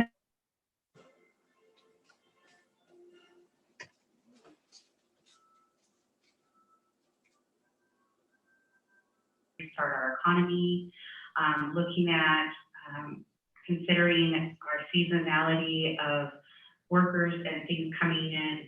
I just want to ask the assembly to consider that one plan does not necessarily fit all businesses. Some businesses in Sitka are single owners that are in quarantine down in the lower 48 and are considering their travel to come back and all planning for the time that they need to have their 2-week quarantine before resuming life back in Sitka. Others are small and they have maybe 2 or 4 employees. Others, they run a lodge with 10 or 15, but we just want to consider that all of those different businesses will require a different set of, or that we should consider them when we put a ordinance around seasonal workers or workers coming into Sitka. We have discussed at in our organization ways to help communicate services that are available in our community. We are so lucky when we've talked to other chambers and visitors bureaus about and just sharing and saying, hey, we've got grocery delivery and we have medical pharmacy delivery, they are going, wow, really? Because that's not something that's offered in all communities in Alaska or Southeast. And so we really are fortunate. I think there can be ways to make this transition without being too stringent in terms of having regulations that do not that are not going to allow for a small business owner to be able to get back here and get ready for the small season that they will be having. I just encourage you to align Sitka's mandates with the state and CDC. Things are changing regularly, and so we don't want to be in a position that we have something that's in place longer than necessary, but just really to consider that one plan can't fit for all of our community. And I thank you all for your time, and we are here. We are participating in the Sitka Economic Resiliency Task Force. We're having, we brought back our lunches. We are having one next week to talk about retail and restaurants, lodging, and the tour operators, and give them some support, and also have conversations about best practices and ways that we can keep doing business without breaking our quarantine. So thank you all, and we are here if you want to reach out to us, and I just appreciate you hearing my comments. Thank you. Thank you, Rachel. Okay, Sarah, what else you got? All right, I will have several written comments, which I will read next. Okay. The first one is from Jim DeGennaro. He writes, no, do not allow 450 random young people from around the world to come to Sitka. There is no way that we can keep the disease at Silver Bay. They will pass it around between themselves, prolong the risk period, and sneak into town. No, no, no. And again, that is from Jim DeGennaro. The next comment is from Steve Ramp. He writes, I have been a resident of Sitka since 1997, and my doctor has advised me that I am a high-risk person with respect to COVID-19. As such, while I applaud the actions of our governor in taking strong steps to protect us from this pandemic, I've become increasingly concerned with the state of Alaska's lack of follow-through with respect to making sure that those that enter our communities are in fact following the required 14-day quarantine procedures. This ordinance is a great step forward in further protecting our health in Sitka, and I strongly encourage the Assembly to pass it, regardless of what the state has recently told the community of Wrangell. Unfortunately, I think the ordinance still comes up short and believe all persons arriving in Sitka, employed or not, should be required to submit the protection plan called for in Section 2 of the ordinance. This would add a measure of oversight to those entering our community, such as residents that winter south and now want to return to Sitka for the summer. Residents who have been stranded elsewhere and are now able to travel home, etc. At the start of this declared emergency, the Assembly approved a supplemental funding measure intended to allow the administrator to make purchases and hire personnel as necessary to protect our population. I believe some of these funds should be utilized to hire a temporary employee whose duties will include receipt of quarantine plans from those arriving in Sitka, establishing a database of those persons, their contact information, and where and how they are completing their quarantine. In addition, a vital part of this person's duties should be to check in with all persons periodically during their quarantine to ensure they are following the approved procedures in their protection plans. All arriving aircraft should be met to ensure they are aware of and follow the quarantine and protection plan rules. Harbor staff should similarly meet all arriving vessels to ensure they do the same. I would strongly encourage the Assembly to introduce and pass amendments to the ordinance to accomplish my above concerns. And again, that is from Steve Ramp. The next comment is from Teresa Weiser. She writes, Sitka has the largest harbor system in the state of Alaska.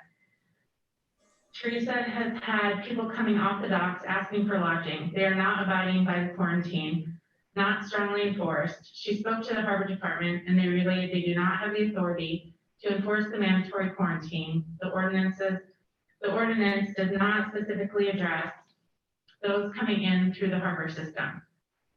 Suggestion to make this a 30-day ordinance rather than 60 days in light of the fact that Dunleavy spoke of getting the economy rolling again, while Strawberry Lodge is closed for business and will continue to be until this ordinance is lifted. And again, those comments are from Teresa Weiser. The next comment is from Lori Moore, VP HR and Administration with North Pacific Seafoods.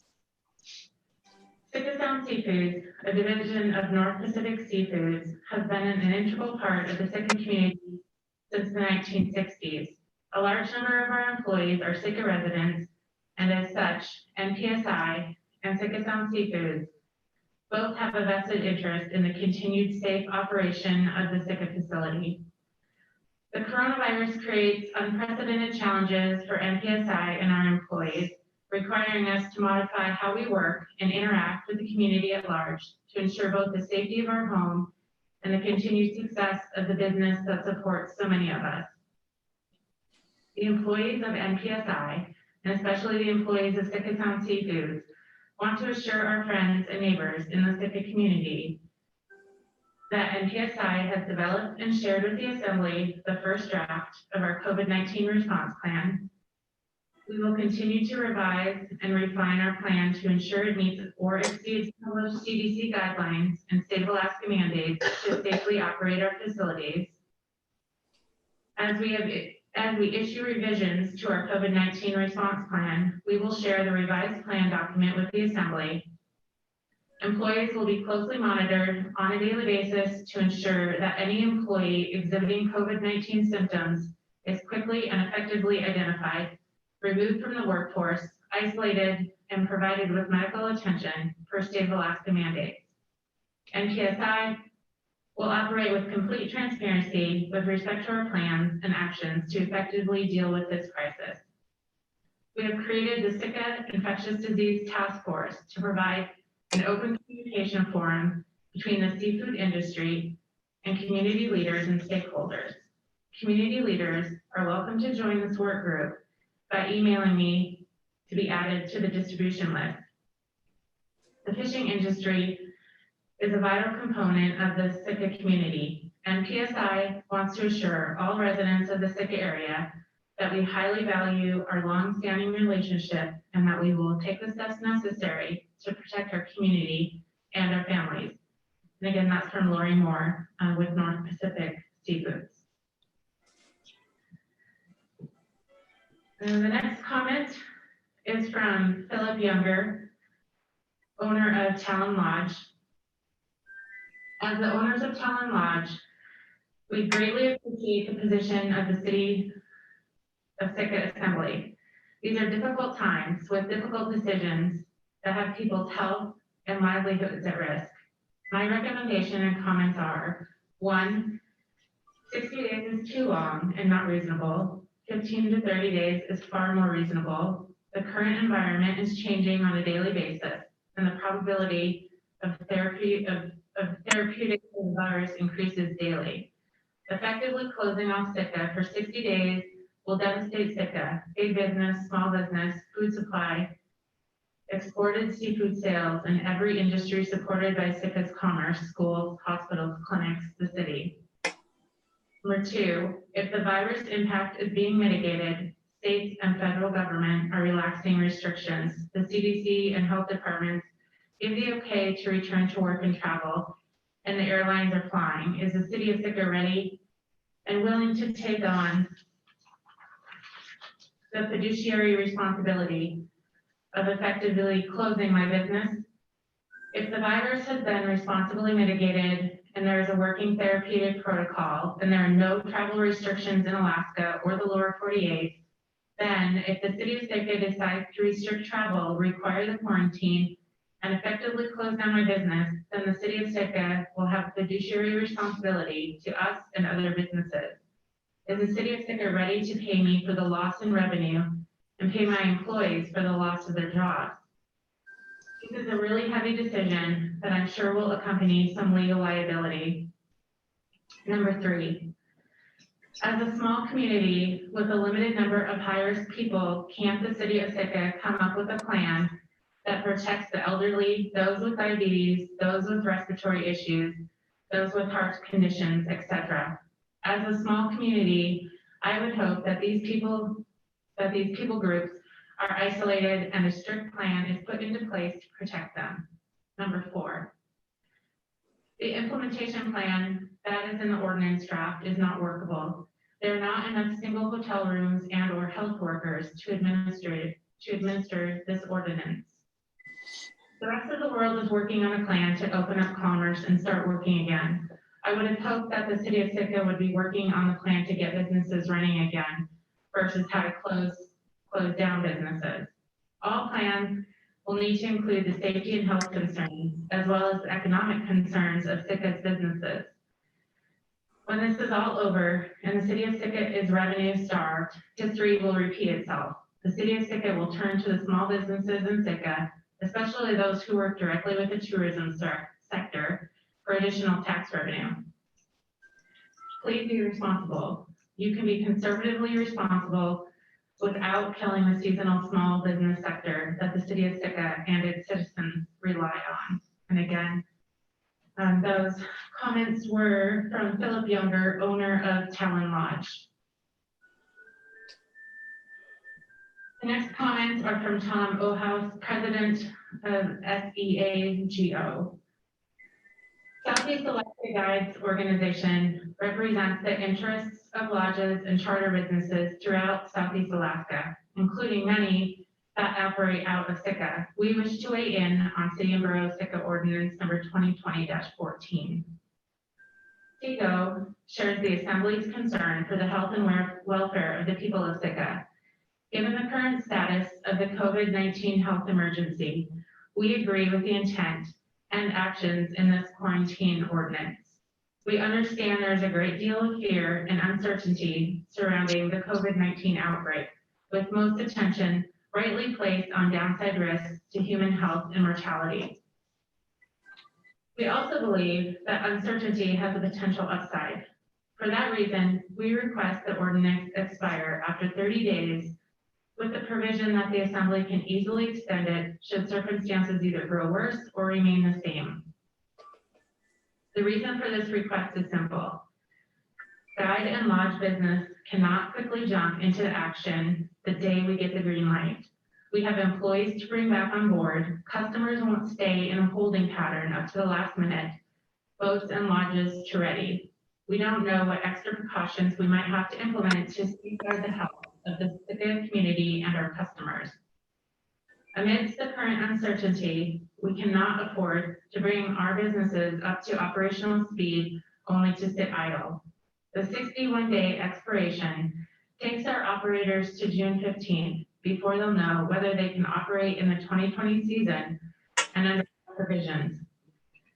If new developments in treatment and or detection of COVID-19 allow for us to do business and we find out on June 15th, we'll be looking at a July 1st start, and that will be too late for many of our members to make a go of it in 2020. We accept that this may be our fate, but if by May 15th, positive developments occur in treatment and detection, if the curve gets flat and low on the spread of COVID-19, we'd be in a better position to salvage our season and infuse some much needed help into the Sitka economy. To be clear, we support the intent and the methods of this ordinance. We simply ask for a 30-day expiration with easy reenactment if the COVID-19 situation hasn't significantly improved. And again, those comments are from Tom Ohouse, president of the Southeast Alaska Guides organization. The next comments are from Chuck McNamee, owner of Angling Unlimited. I am an owner of Charter Fishing Lodge in Sitka. I understand that these are challenging times for all, and you as Assembly members will be making decisions that will affect the physical and financial health of Sitka. I'm writing today to share my opinion on City and Borough of Sitka Ordinance number 2020-14. I agree that this ordinance will help lower the risk of a COVID-19 outbreak in Sitka. However, I disagree that you should vote tonight, that this extension of the 14-day quarantine should continue for 61 days. The world is working diligently on finding new and faster ways for testing. By 14-day quarantine for 61 days, you are percent of our fishing season. I think this is a much larger bite than is necessary at this time. I ask that you change the extension to 30 days instead of 61. During those 30 days, let's all hope that the COVID-19 situation is getting much better and that improvements in testing can offer answers and relief to all. If the COVID-19 situation has not improved after the 30 days, then by all means, extend the 14-day quarantine if you feel that this is the right thing to do. But until then, please do not handicap our industry and all of the families and businesses that depend on it by signing off on cutting our ability to provide financial help to Sitka.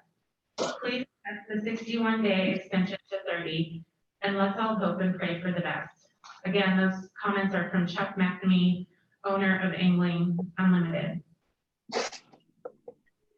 The next comment is from Bone. As a lifelong Sitka resident, I support the spirit and intent of safeguarding the health of Sitka residents through the mandatory 14-day self-quarantine provision ordinance 2020-14. As a local hospitality business owner, I'm also holding out hope that we might have a summer season if there is a breakthrough in treatment and or detection of COVID-19 in the near future.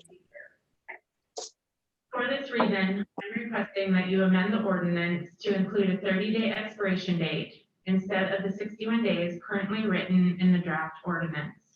If the COVID-19 situation is similar or worse in a month, of course the Assembly can and should reenact the ordinance for another 30 days. The reason this change is important for businesses like mine is that we need to ramp up our operations when and if it can be safely done. We also can't regain bookings that we had to cancel because of a lengthy timeline spelled out in the ordinance. If the ordinance passes with a 61-day expiration date, we wouldn't be able to start operating until July at the earliest, even if there are breakthroughs in tracking and treating the virus in the near future. I understand and accept that we may end up with a shorter season this year or no season at all, if that's what it takes to keep Sitkans safe. But I believe that looking at this issue every 30 days is a reasonable approach with very little downside risk. If we are safely able to contribute to the local economy this year and generate sales and bed tax revenue for the city, we'd like to be in position to do so. Thank you for all you do for our town. And again, those comments are from Seth Bowden. Next, Greg Kane writes, my name is Greg Kane and own and operate a charter fishing business in Sitka. I understand the Assembly's concern for the health and the well-being of the citizens of Sitka. There is a great deal of uncertainty with COVID-19 virus outbreak, and most of the attention is on the risk factors to human health and welfare. There are a lot of factors about the virus we do not know, and information about the virus changes daily. I am commenting concerning the 61-day extension of the 14-day quarantine. With the ever-changing information we are getting daily about the virus, there may be some positive gain in controlling this virus sooner than later. Getting back to some normalcies in life and back to work, contributing to our economy. I would ask that a 30-day extension on the quarantine be considered and reevaluate the situation again at that time. Having the option to look at this extension in a shorter parameter may be beneficial to get businesses back to work sooner rather than later. I support the Assembly's intent of the ordinance, but ask to consider a shorter 30-day extension instead of the 61-day proposed. Again, those comments are from Greg Kane. Next, Chris Jones writes, hopefully you will look carefully at Silver Bay Seafood's plan to import 450 workers from Mexico and the lower 48 into Sitka in the near future. And again, that's from Chris Jones. Next, comments are from Bob Mettinger. Echoing Dr. Gruel's forceful letter to local and state leaders on April 7th, I will also express my concerns. As a reminder, Dr. Gruel stated At this time, Search believes that the possible effects of 450 travelers to the city and borough of Sitka could be catastrophic. I believe we need to curtail the influx of seasonal workers, not only for seafood processors, but the charter and visitor industry. As per police reports from past years, the influx of summer workers and the poor choices some of them make should give serious pause to the hope that they will remain cooped up for the entire season and in compliance with the proposed ordinance. Even with suggested mitigation efforts within the ordinance, the likelihood of the spread of the coronavirus is too great to risk the lives of our town elders, pioneer home residents, and citizens. Besides our own population, we must also protect the lives of the workers who are at great risk themselves. Economic concerns from our business community, fishermen, and the city government itself are important. But is it really worth the risk of people dying and the health damage to those infected who do survive? Solid leadership in times of peril in both Sitka and Alaska have been a cornerstone of our shared history. The threats during World War II and our own pulp mill closure show that we can survive. The Tlingit and their many challenges from 1799 to present have shown their great leadership. This assembly will be held accountable for decisions they make during this crisis, and hopefully the health and welfare of our people, locals and visitors will be paramount. If the governor fails to honor the efforts of the many towns and local leadership who have put the well-being of their citizens as a priority, we should be prepared with legal action ahead of time. And again, that's from Bob Mettinger. Next, I have comments from Ashley and Kevin McNamee. First and foremost, we would like to say that our main goal and focus is to keep the people of Sitka safe. We are very happy that no cases have yet to be detected in Sitka, and we want to do our part to keep it that way. With that said, we would like to take this opportunity to ask that you extend the quarantine 30 days instead of 61. Advancements in testing and knowledge about the spread of COVID-19 have come a long way in the last 30 days, and who knows what advancements will be made in the next 30 days. We are learning things daily about COVID-19, and acting out of trepidation could cause further unnecessary harm to local businesses. After 30 days, if there is a threat to the health and the safety of the people of Sitka, you can determine an appropriate extension to the ordinance. And again, those comments are from Ashley and Kevin McNamee. Next, I have comments from Michelle Trim. As a 12-year employee of a charter business, I do not understand why the city would want to go the full amount of days allowed by law. I feel it would be a better option to do 2 to 3 week increments and reevaluate where the state of Alaska and the nation is with the COVID-19 at that time. Going until mid-June will not allow businesses to ramp up and start any type of season with such draconian actions by the city. I am also certain that the lack of revenue into businesses and the city for a large portion of the summer months will have a huge impact for the city's budget.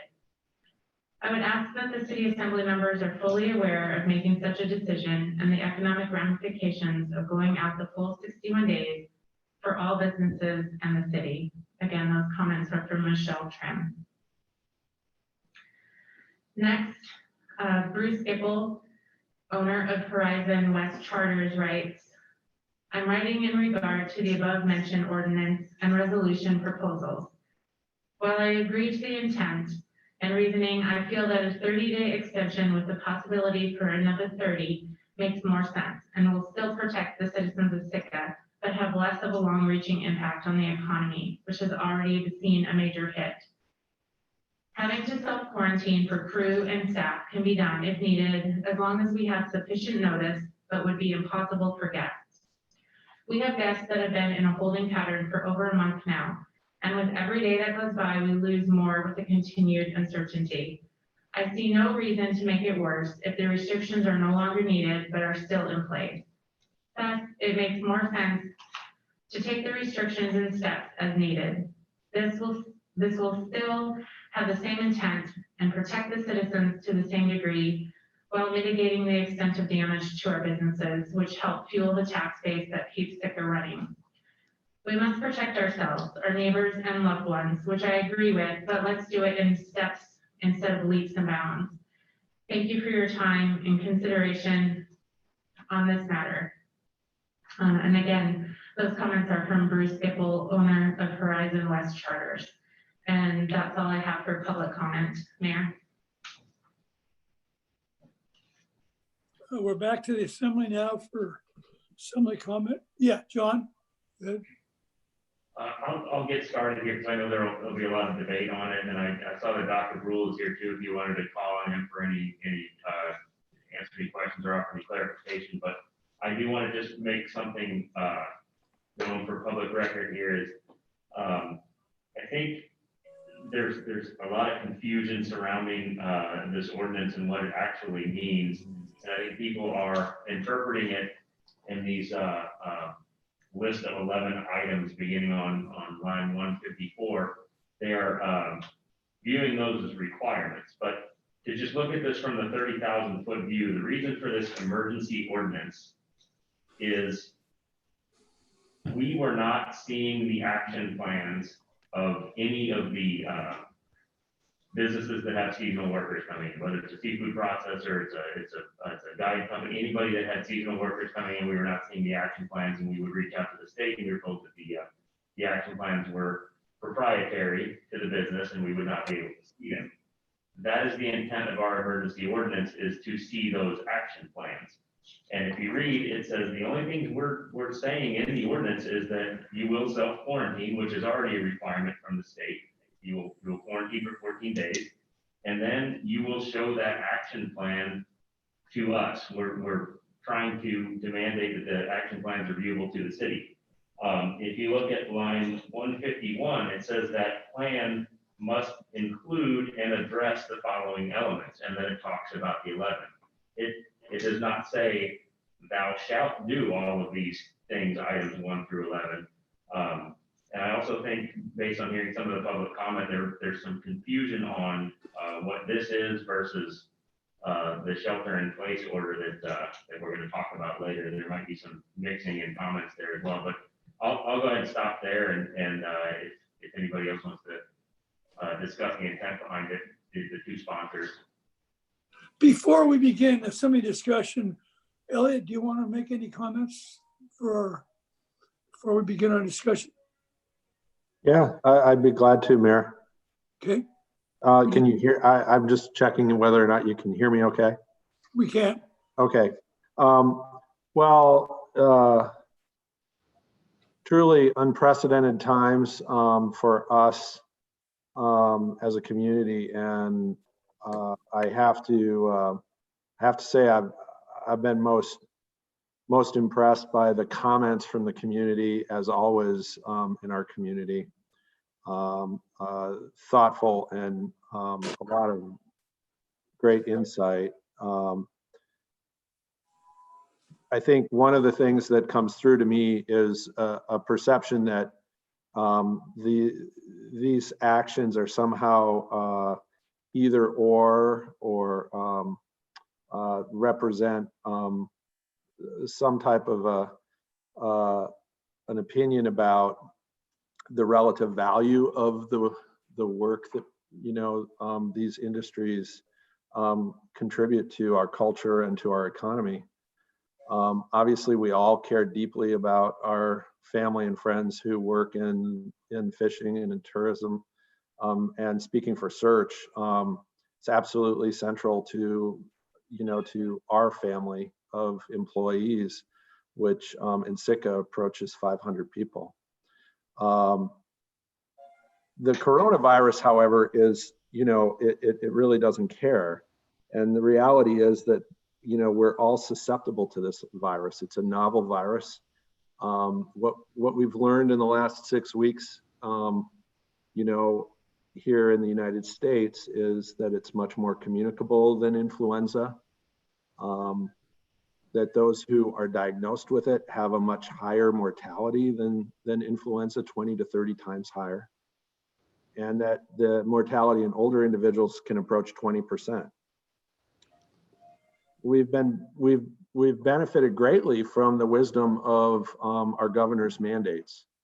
And, you know, one of the great advantages, and I spoke to this to the assembly weeks ago, one of the things that we're fortunate in here in Alaska is the fact that we are isolated, and those mandates have been quite successful in keeping us safe.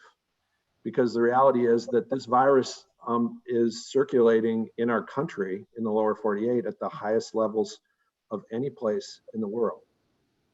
And yet we've performed over 450 tests in the last 6 weeks. And, you know, we've detected very low levels here in Southeast Alaska. So that's a wonderful thing. It's also, I think, lulled us into a false sense of security. A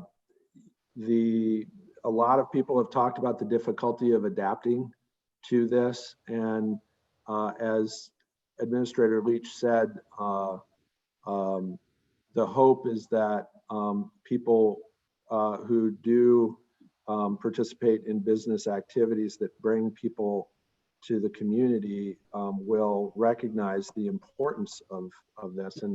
And I would say, Mayor, that we have already begun to see the appearance in our emergency department in Sitka of individuals from out of state who are unaware of the necessity for these quarantines and unaware of the requirements for social distancing, and people who are coming for seasonal work. So there's reason for us to be cautious, and the idea of bringing many hundreds of people into town from the lower 48 or other areas where the virus is circulating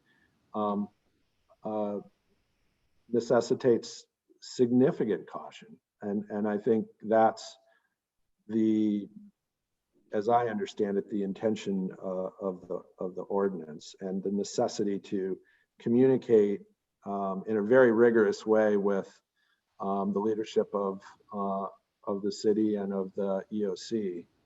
I just want to be clear that our motivation, and here I'm speaking for Search, our motivation here is our commitment to each of you and to your families and to your loved ones and to all of the people who live in this community.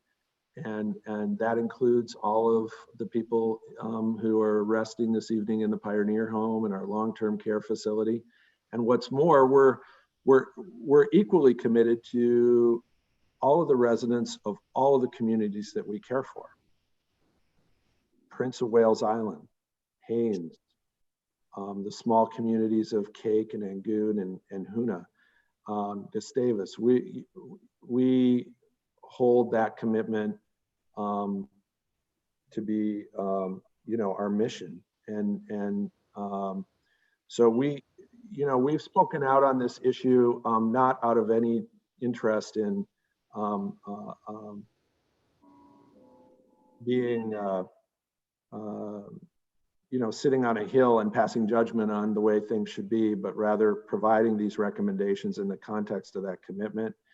And the fact that we also have skin in the game. We have hundreds of employees, and we're having to adapt to these provisos as well. So thank you for the opportunity for me to speak about that, and I'm happy to do my best to answer any questions that people have. Thank you, Elliot. Okay, troops, this is a big one, and I guess my view is I'm assuming there's general agreement with the ordinance.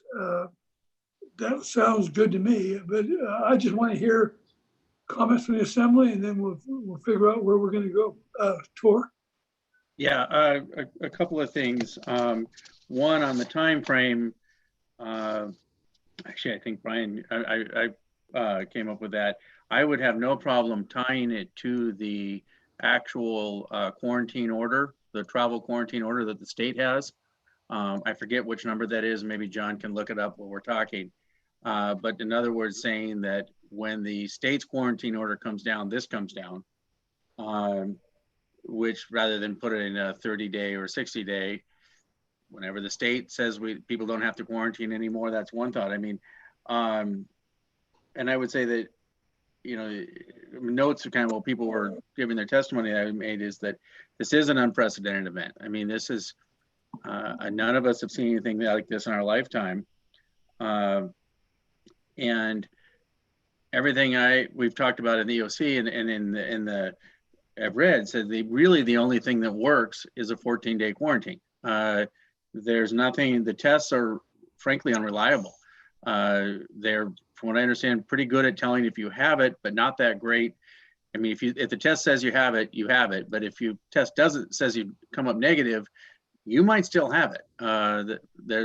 We won't know the actual numbers of that, maybe not ever, but from what I understand, they're thinking 20, 30% are false negatives.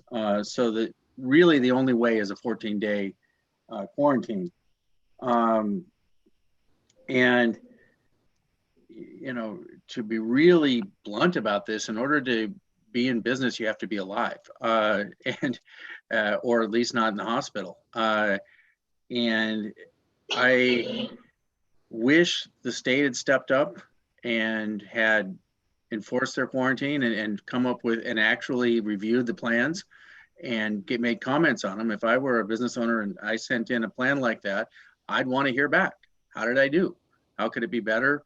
But there's been nothing but silence from the state, and so we're being forced to step up. I mean, when we first started writing this, I was really hoping that we would be able to pull it before this meeting, because the state and we had stepped up and we didn't have to do it. You know, and to a certain extent, this ordinance has already accomplished some of what it was after, which is start this conversation, getting the plans out in the open, getting people talking about it, looking at that. That was probably the main goal of this ordinance. And it's already done a lot of that. So even if it doesn't pass tonight, it's already done some of its good. But all that said, and I'm not particularly worried about the state saying you're overstepping your bounds, because if they were doing their jobs, we wouldn't have to do it. And I don't think the governor's office is going to want to come down hard on us, because especially if we tie it to the quarantine order, I've already, like I said, I've seen Silver Bay's plan.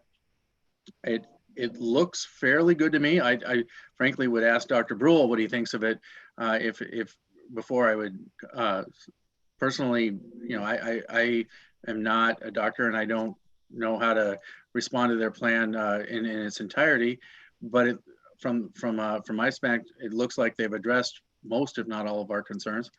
But I think we have to do this, if for no other reason, to keep the pressure on the state to make sure they're reviewing those plans. Again, if we want to tie it to the removal of the travel quarantine requirement from the state, or put it at 30 days, I don't have strong feelings about that. I think the good news is our processors are more than willing to work with us in this plan and so forth. I talked to one today and anyway, other comments from the assembly? Yeah, Dr. Wayne. I apologize. My internet seems to be intermittent. You may have heard me coming in and out. So if I drop out, I may call Sarah on the phone or something. It's not that I stop mid-sentence. But I would like to just say and remind everybody that we are in the middle of a pandemic. And I think that's important to know. And if you will allow me some sharing some information, I'm sure people have heard of MERS and SIRS and RSV, which is respiratory syncytial virus. And then there's Ebola and Zika and swine flu and the Spanish flu. And I'll even throw in the Black Plague. And I'm sure most people have never heard of Nipah. However, when you deal with something like SARS, it only killed 774 people out of 8,000, and yet it caused major panic. We had Ebola, which killed 13,500 out of 33,000 documented cases. The regular flu kills 60,000 a year, and the Spanish flu killed 50 million out of 500 million exposures, and the United States had 500,000 of those deaths. Now, as of 5 o'clock this afternoon, according to the dashboard, COVID-19 had almost 2 million confirmed cases with 126,000 deaths. So what we're talking about here is we are in the middle of a pandemic. And you know what? Sitka has been very blessed. We've had no positive cases of COVID-19 as yet. And so that either means we have some subclinical cases which are walking around, or that our entire population has no exposure immunity. And I have to tell you that COVID-19 is not a special virus. It's acting like everything else, meaning that we know very little about it. We have no specific treatment. We have no vaccine yet. And even if one does come out, it's in 12 or 18 months. And you have to remember the flu vaccine isn't very effective. And there's a reason why we have to get a new one every year, because it mutates. And there are 8 known strains of COVID virus. So as the clock ticks, we move into our fishing season. And I will digress into a personal story, in that is, as a youth, when I was working in a laboratory, I was in charge of taking care of maintaining the purity of cultures. And I was dealing with a very hyper sterile environment where you would suit up and the rooms were clean. And you know what? We expected contamination, even under those incredible circumstances. And I can only tell you that I have to vote yes for this without change. And the reason is that I think a lot of people have misread it, because it is not, the 11 things are not inscribed on some tablet brought down from Mount Edgecombe. It is, I don't know, are you hearing? Yes, we're hearing you.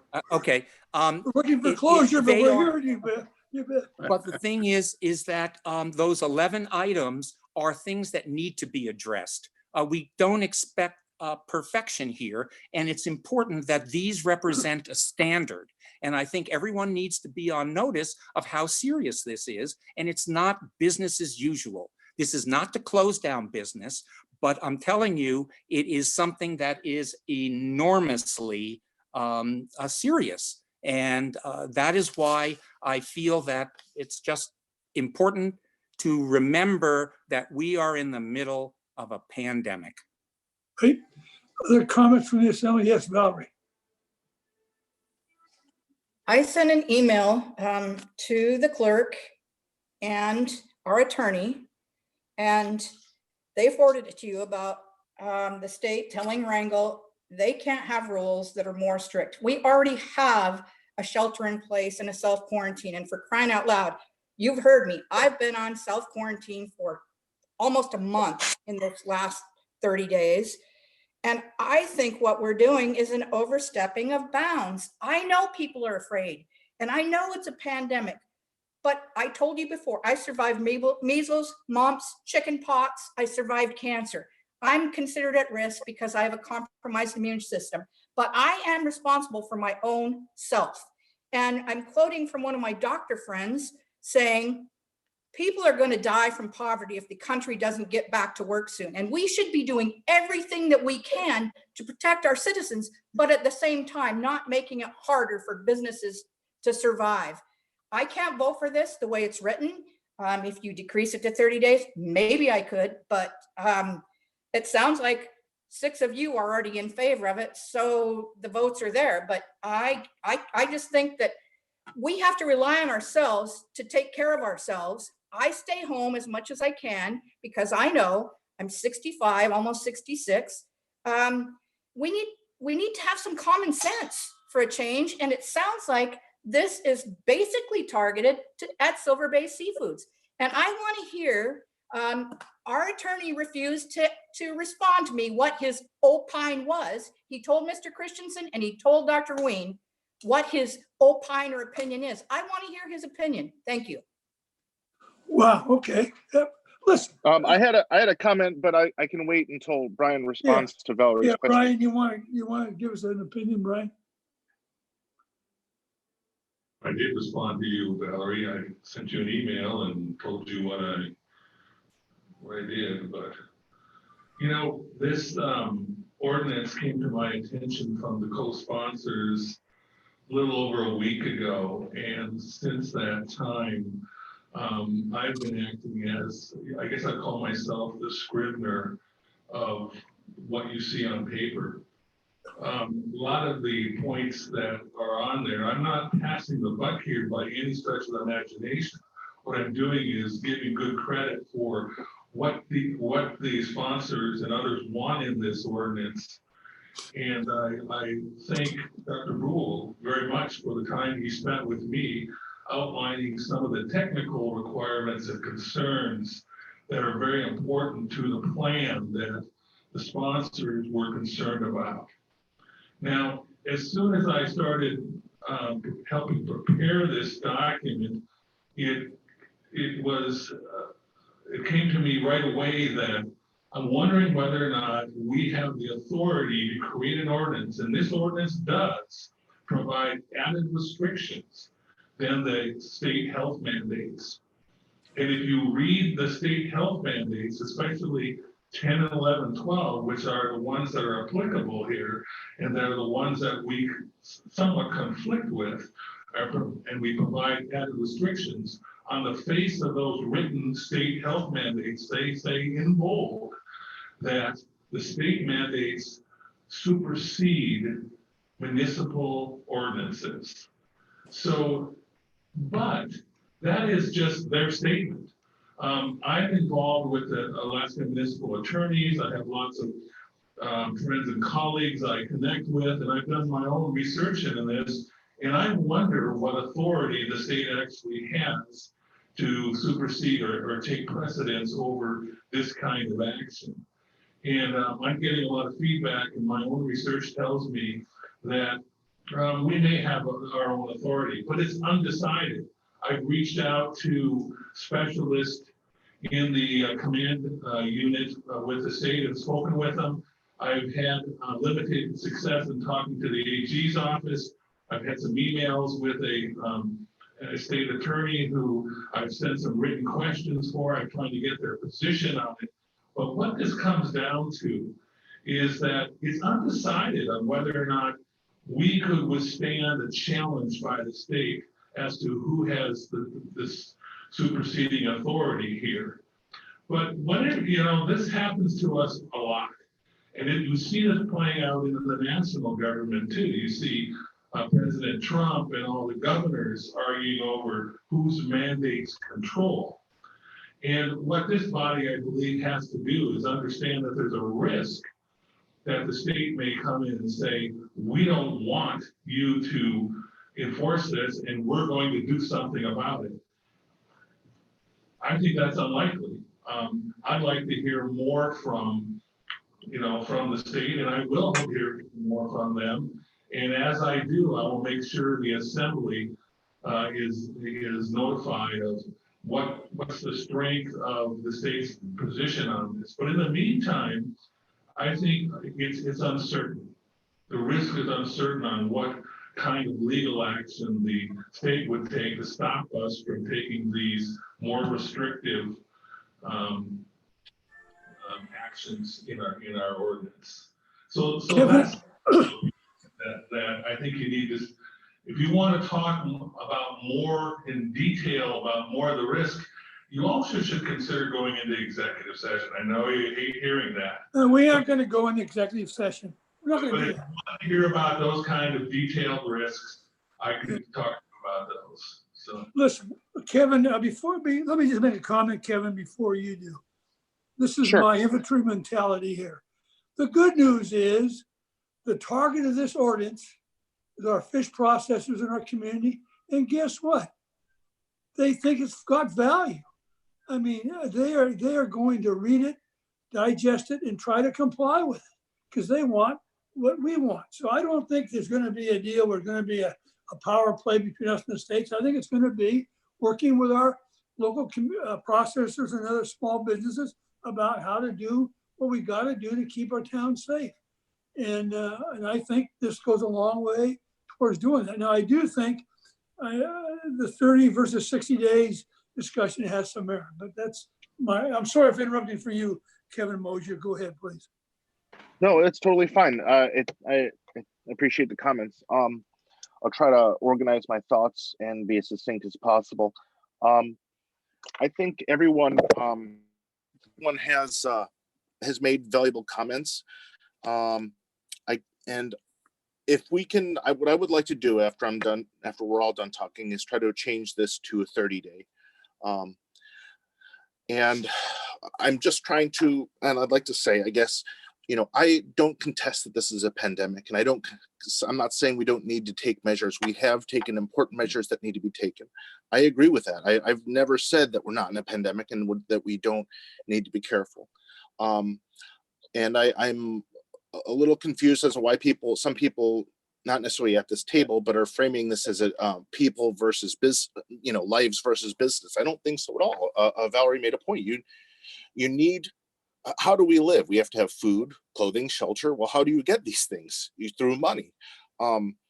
And I mean, there's no genie that's going to come out of the sky and provide all these things. So we have to have a balanced and measured approach to doing this. We can't just close everything down forever and think everything's going to be okay, because it wouldn't. That being said, we do need to be careful. Another thing that I'm concerned about is and I talked to Dr. Brule about this on Friday. I placed a call and we chatted. I think it was a good conversation. And by the way, I appreciate everything that he's doing and that the people at Search are doing it, as well as city staff. We can talk about that later. I think everyone's doing a great job of working together.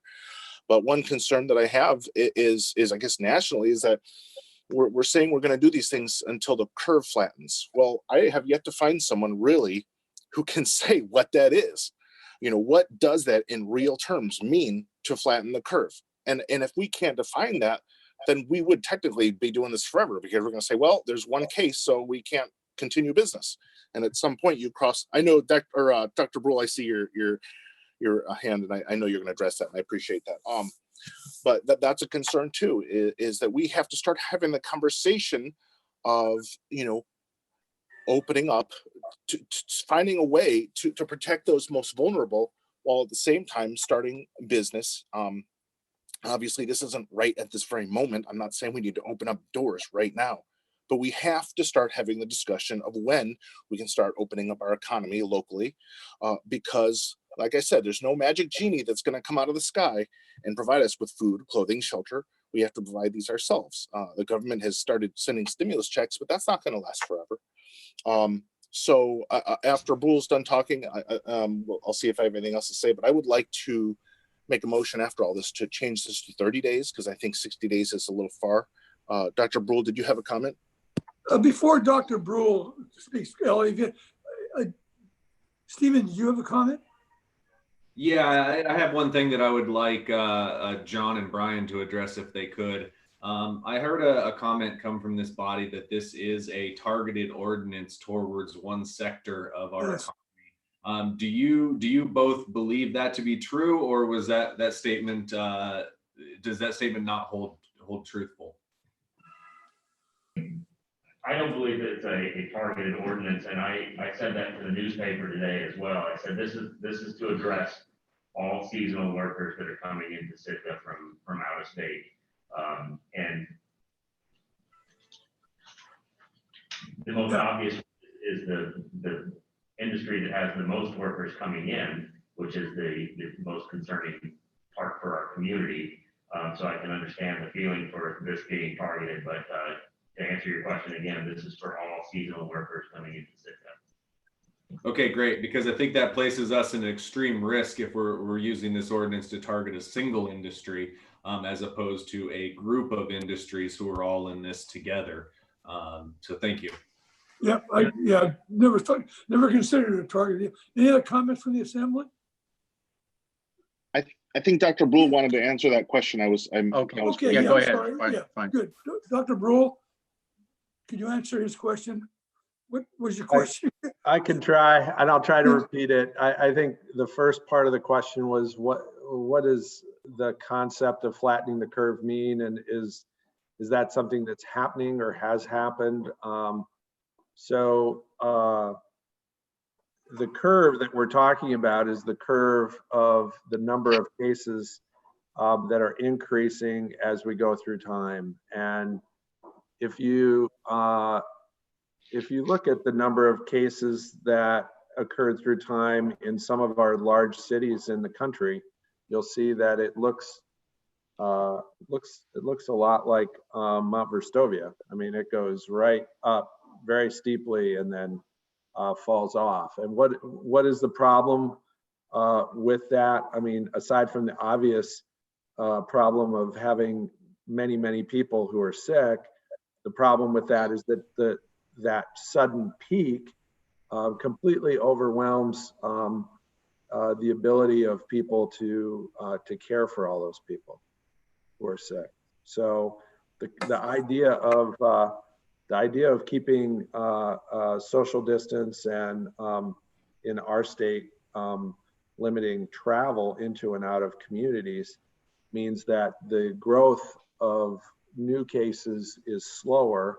And so instead of looking like Mount Verstovia, you know, it looks like a small hill in front of your house.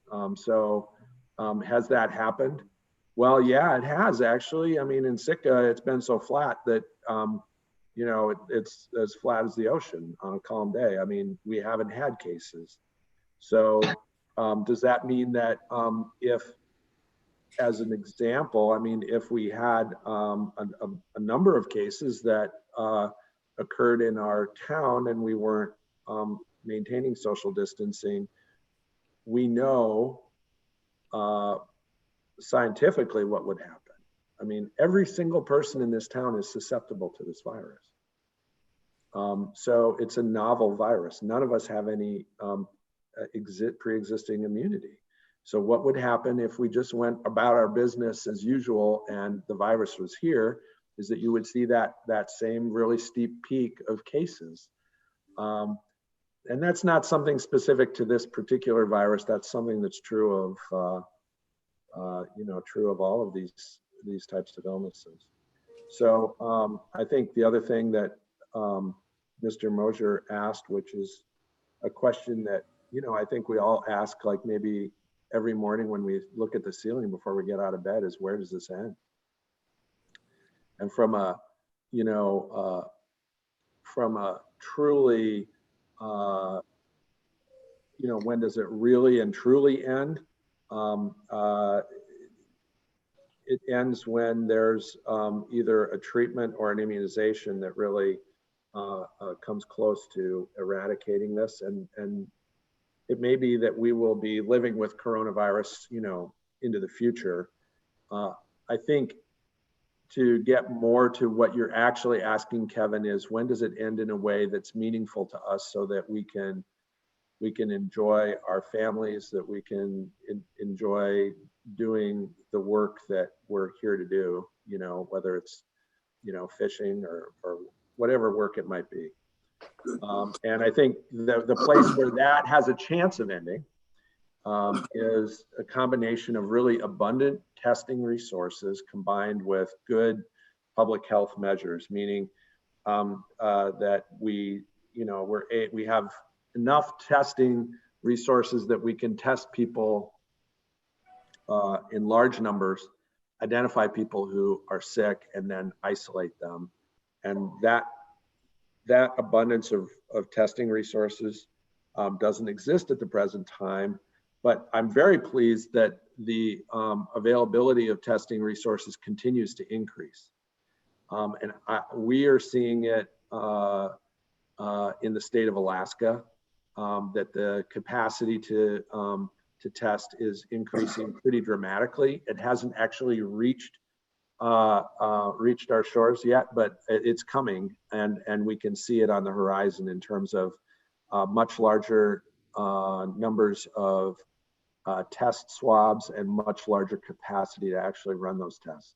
And as that happens, you're going to see the approach that public health authorities and our local community medical resources are deployed in ways to hopefully return things to normal. Now, what's the time frame on that? I don't know, but I'll tell you that short of an immunization that's widely available, that is really the place where we as a community or we as a country can hold the line. Certainly an immunization is well more than a year away. Even with, you know, the maximum resources put into that, that is not a rapid thing to develop. I hope that addresses some of the questions you have. It does. I appreciate it. The only thing I would say, sorry, I'm trying to take up too much time, is I agree with these things that you're saying, and I'm glad that you recognize that. Well, maybe you don't, but you know, if we're waiting for a quarantine that's a year or so away, we're going to be in big trouble if we don't. We can't wait as a society in this posture for another year, because our economy will tank and more lives will be affected for the negative than positive. Before you call for a vote, I'd like to, unless someone has a comment, I'd like to make a motion to change it. Kevin Knox wanted, let's try to get to close here. Kevin Knox wants to talk, and then Tor, and then if we want to make a motion to change it from 60 to 30 days, we'll do that. But let's try to, I mean, this is not going to, it is what it is. So we need to press forward. Okay, Kevin Knox. Thanks. So the impacts, we've got to recognize that the impacts aren't just here. This, you know, this is a global issue here that we're dealing with. And one of the things that I've recently become more and more concerned about is just in general our global and, you know, certainly our national food distribution systems. And that includes our seafood industry here in Sitka and in Alaska in general. One of the things that's starting to happen in the lower 48, and just very recently in South Dakota, where they're having a massive flare up, they're shutting down, you know, big food distribution centers. There's a port, the largest pork factory in South Dakota, and in fact in the nation, is about to be shut down because, you know, their entire workforce just got wiped out. There's a beef, you know, shortage that's going on for the same exact reason. I would hate to see for Sitka and then for Alaska in general with our seafood industry, for us to go to that same route. If we bring in people from all over the country and all over the world, and we have them in close proximity, what happens when we put all these people in dorms or in a, you know, shared housing situation, and then all of a sudden we have a flare up here in Sitka? You know, it gets incredibly complicated when we're looking at this stuff. And I mean, it's scary all the way around, and certainly it's scary economically, but from a health standpoint, we're looking at, you know, some really serious health consequences. And it's certainly valuable to say that what we want to try to do is still bring people in and protect the community and protect, you know, those who are vulnerable in the community and have them distance back. But, you know, there's a lot of ways that we cannot control this. You know, the community spread aspect of this, once it goes, you know, big time in any community, you really don't have the ability to fully isolate everybody out. If we have a flare up in Sitka, you can't put a tent up around the Pioneer Home. It'll show up there. And that's really scary. Tori, you had comments? Yeah, real quick. As far as a couple of quick points, that if we do this right, it'll help businesses open up sooner because we don't have in the city.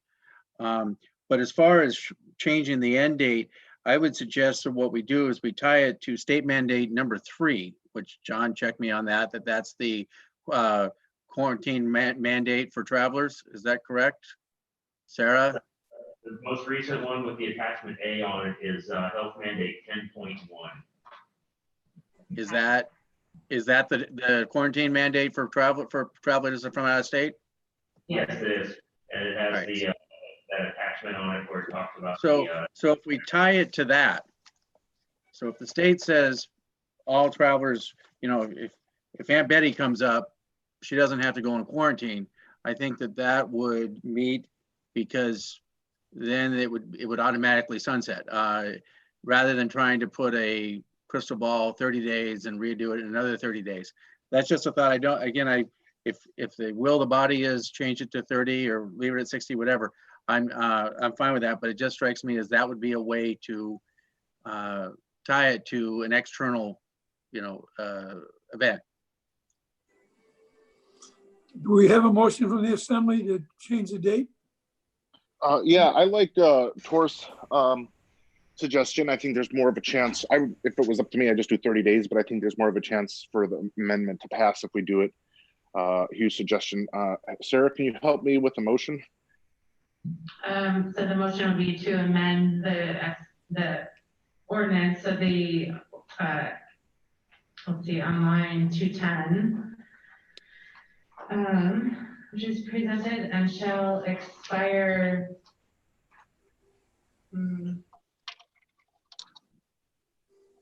when health mandate, state health mandate number 3 is rescinded.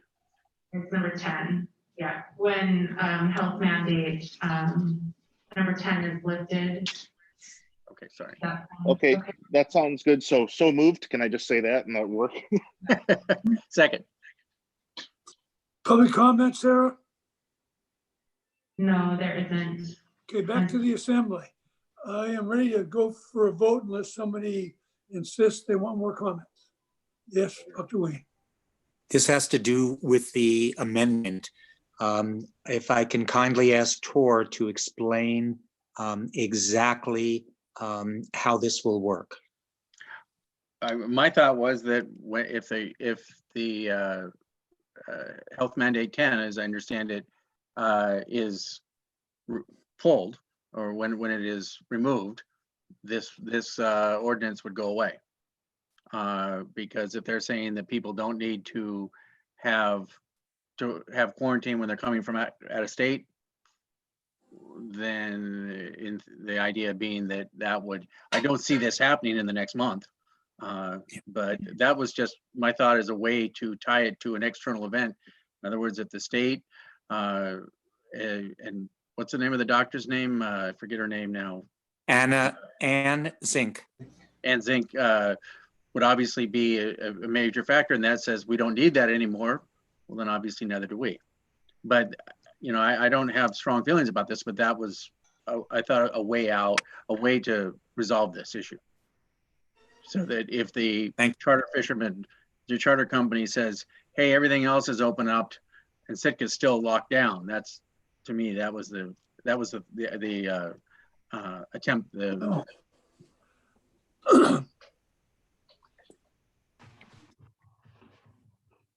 You ready to vote? Call for the vote. Thanks to the amendment before you changes the expiration date. So shall expire when health mandate number 10 is rescinded. Right. We have to vote on that, right? Yes. Yeah. Okay. Let's vote on the amendment.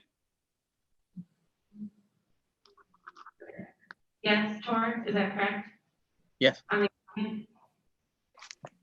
did you vote? Sorry, there was 2 people talking at once. Yes. So, yes, okay. Dr. Wayne. Yes.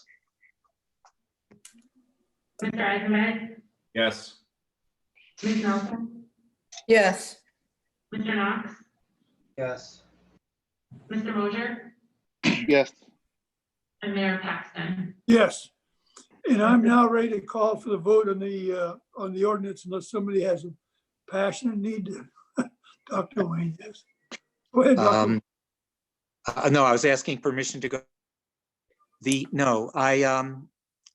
only thing that I want to say, I know there's a lot of concern that this ordinance is going to shut down, prevent lots of things. The truth is it doesn't. And Silver Bay is going to go with its state authorized plan, and so but here is, and I'll reiterate it in just a sentence or two, is that what we present here is a standard which they really have to look to and address. It doesn't mean it's written in stone, but they have to address and they have to speak with us in the city. Thank you. And they want to do that. Okay. Yeah. Call for the vote. Yeah. Call for the vote. Okay, on the main motion, with the amended expiration date. And this is an emergency ordinance that would require self-quarantine for 14 days before working for critical workforce infrastructure and requiring businesses to submit a protection plan. Mr. Knox, Yes. Mayor Paxton, Yes. Dr. Reed,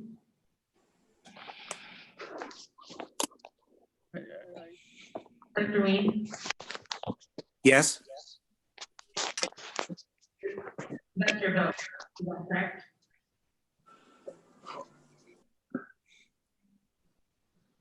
Are you voting yes, Dr. Wayne? I've lost you. He He said said yes. yes. He said yes, Sarah. I will come back to Dr. Wayne. Mr. Moser, Yes.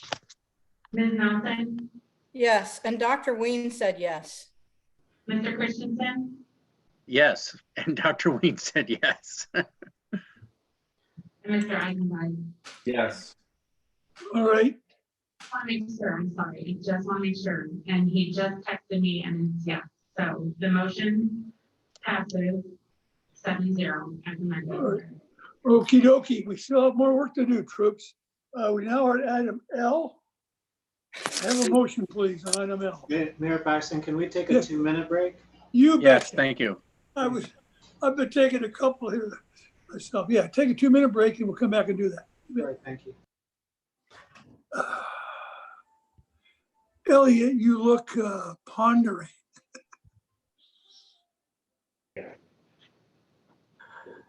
Pax, my ponderment is that I'm an old-fashioned guy and I'm trying to figure out how this thing works here. With your support, I'd like to sign off and just listen on the radio. Hey, by the way, give my regards to your lovely wife. Thank you very much, Gary. Yeah. Thank you. I will. All right. Yeah. God bless. Bye-bye. See if I could figure out how to do it.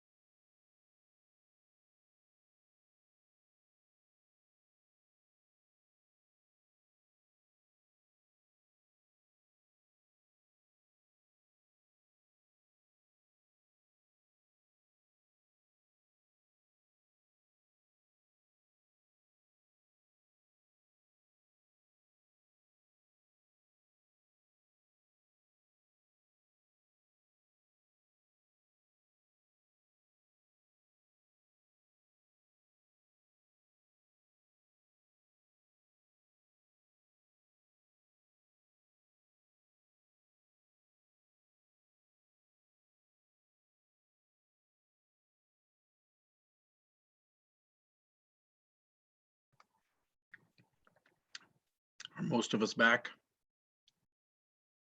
I'm back. At least I'm not the last one back. That's good. There we go. Sarah? Is Sarah back? Sarah?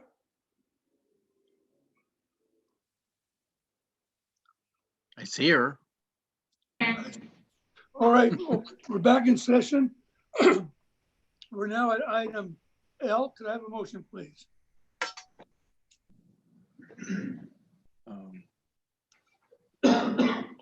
I move to approve emergency ordinance 2020-15 on first reading, extending the real property tax assessment appeal deadline for the tax year 2020 from April 15th to June 15th. Second. Second. All right, sorry.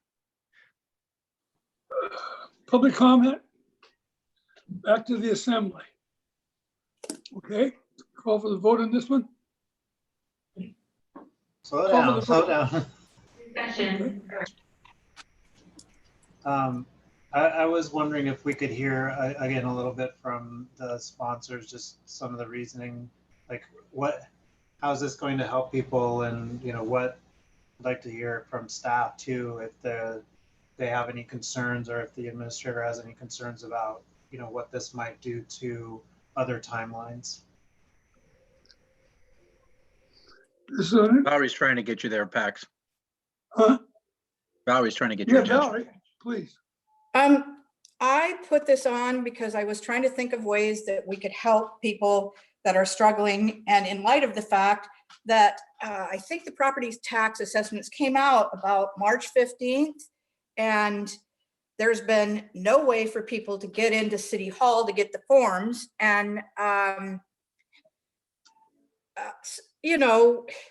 and I may be too biased, because I just realized when I brought it up, I'd had several messages on my phone. I got back to Sitka on the 27th of March, and I had several messages on the phone from people asking if I could forward them the forms because, City Hall was closed or whatever. And now it's like, maybe you might have to rule, because I just realized that one of our pieces of property that was assessed at $500,000 last year is now assessed an extra $750,000 on top. So I think Connor's upstairs working on an appeal right now.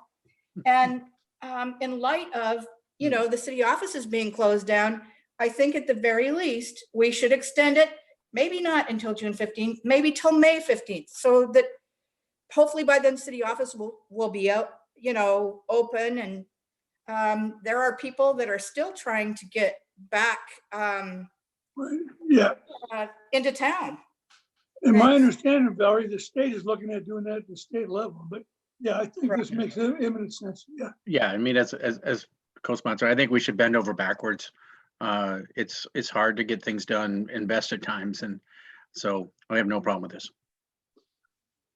Other comments from the assembly? Are the forms available online and things like that, Mr. Leach? John? I actually don't know the answer to that question, but I do have Larry Reeder on the line who can answer up here in a minute. I have the answer to that question. They are online. I printed a form off for Connor today. But my thoughts are, a lot of people don't have internet. Thank you. Yeah, and I fully understand that. I know that a lot of people use the library for doing things like this when they don't have internet, and the library's closed as well. So, I'm just curious about all the process and where things are. We're not going with the state doing what they're going to try to do. Are we putting ourselves at any risk of crossing any state statutes as far as timelines as within state statutes, and when we have to have things out, or is everything all right there? Hey, Larry, do you mind unmuting and jumping in here if you're still listening? If I know how, did I unmute? We got you. Okay, good. No, I checked with the state assessor and extended it to June 15th, would not affect our July 1st mandatory certification date. Good, great. Other comments from the assembly? Dr. Wayne? Many years ago, I did a reassessment taking one of those cards and going down to City Hall. And it is actually quite time consuming. And it really does require, I'll literally say, a face-to-face, because there's a lot of back and forth. It's more than just a form.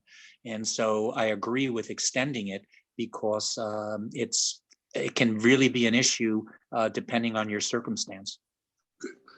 Other comment? Yeah, Valerie? Well, one more thing that I probably should maybe get an opinion from the attorney and the assessor is if we extend it to June 15th and we have to certify it by June 30th, would we have time to set up, because if there are appeals and they aren't settled with the assessor, it's my understanding that we have to convene as the Board of Adjustment to, hear those appeals and decide on them before we can certify our assessments.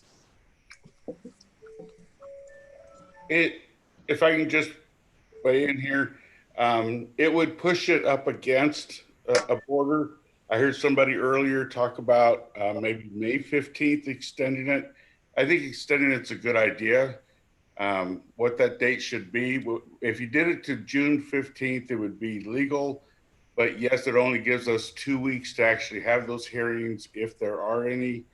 So yeah, there's an issue there, but it's workable. I think we can get the work done within 2 weeks. Yeah, I mean, I'm willing to have a special meeting if we need to. Are we ready to call for the vote? Sarah, call for the vote.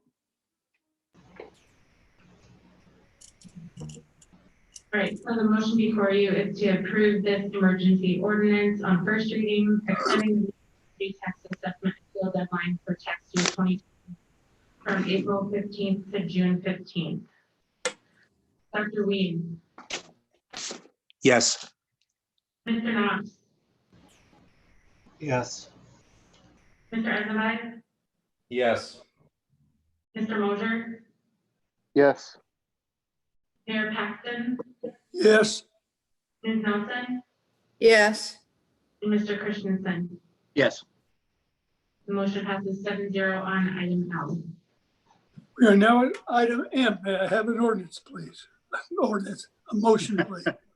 I move to approve emergency ordinance 2020-16 on first reading, extending the sales tax filing and remittance deadlines for the first quarter of 2020 from April 30 to June 30 and waiving penalties and interest during the extension.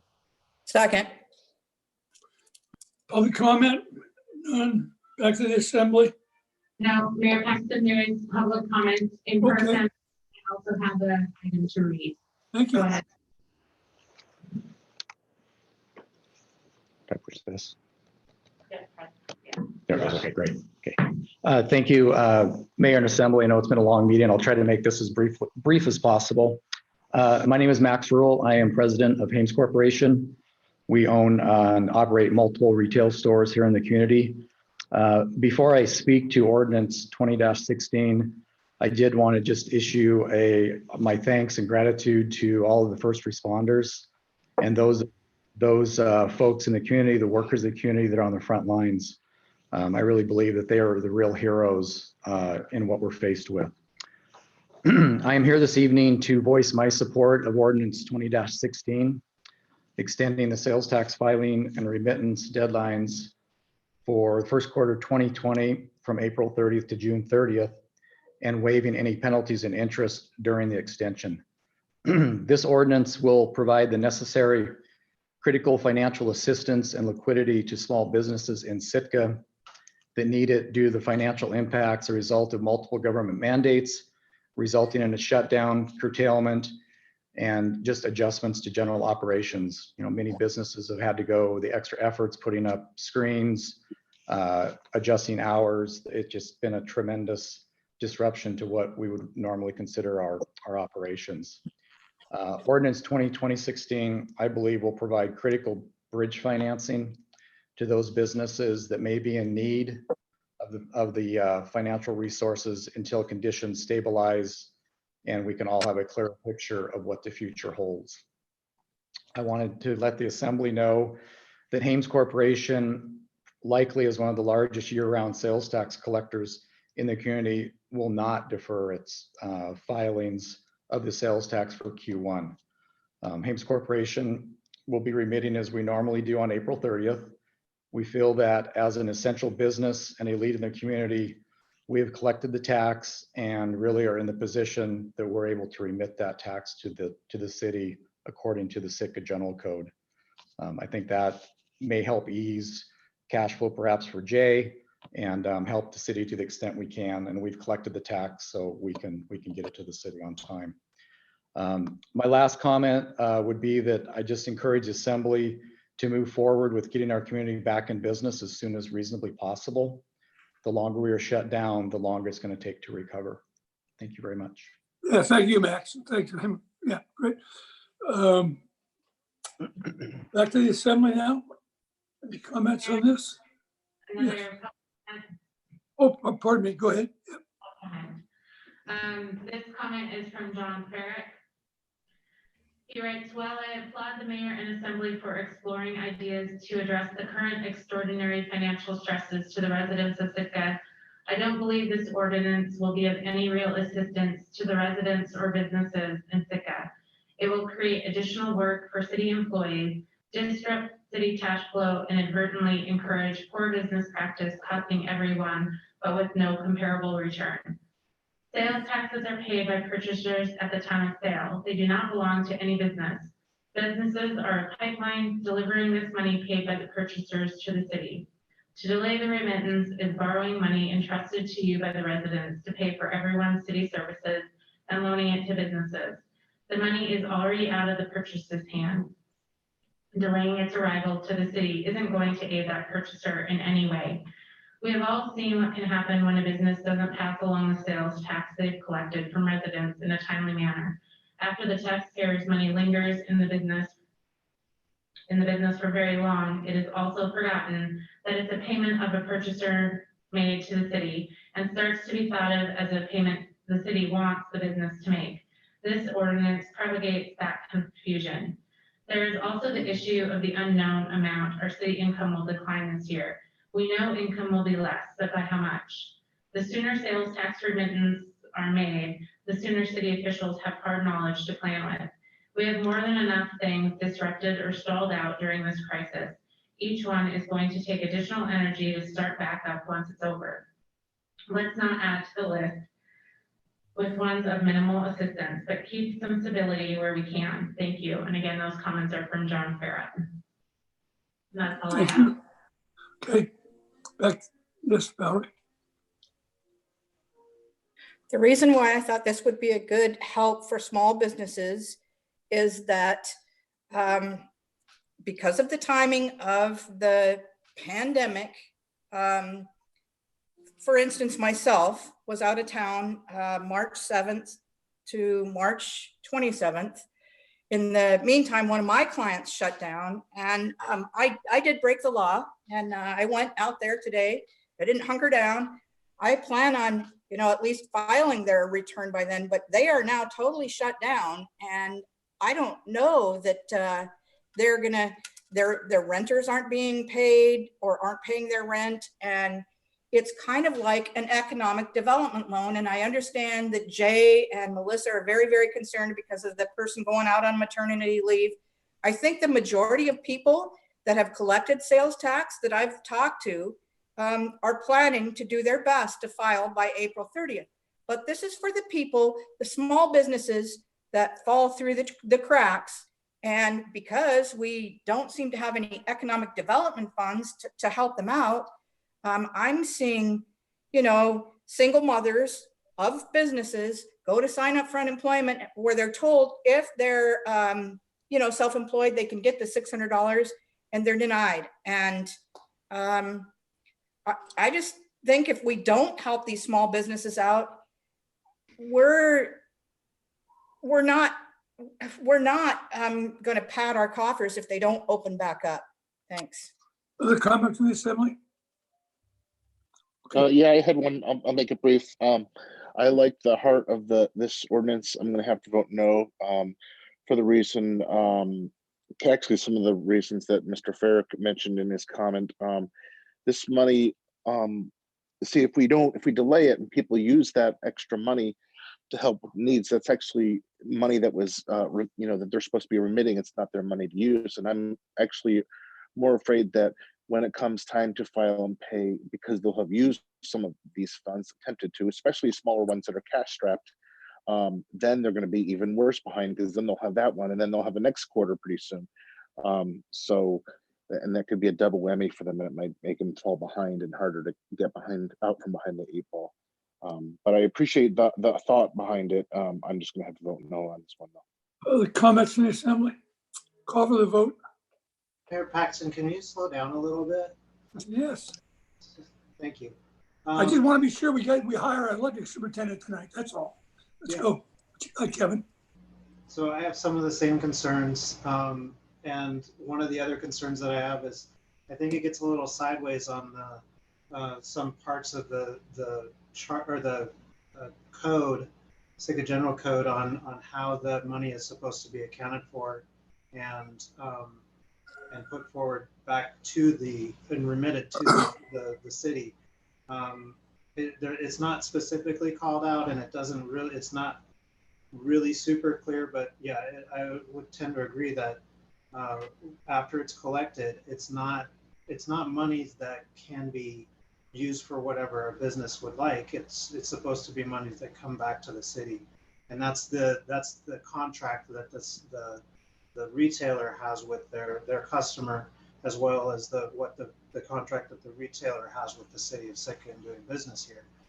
The other piece of this is I would really hesitate on the potential of adding additional stress on and workload to city staff once collections take back up, and some people aren't able to remit now because they've used that money for other purposes.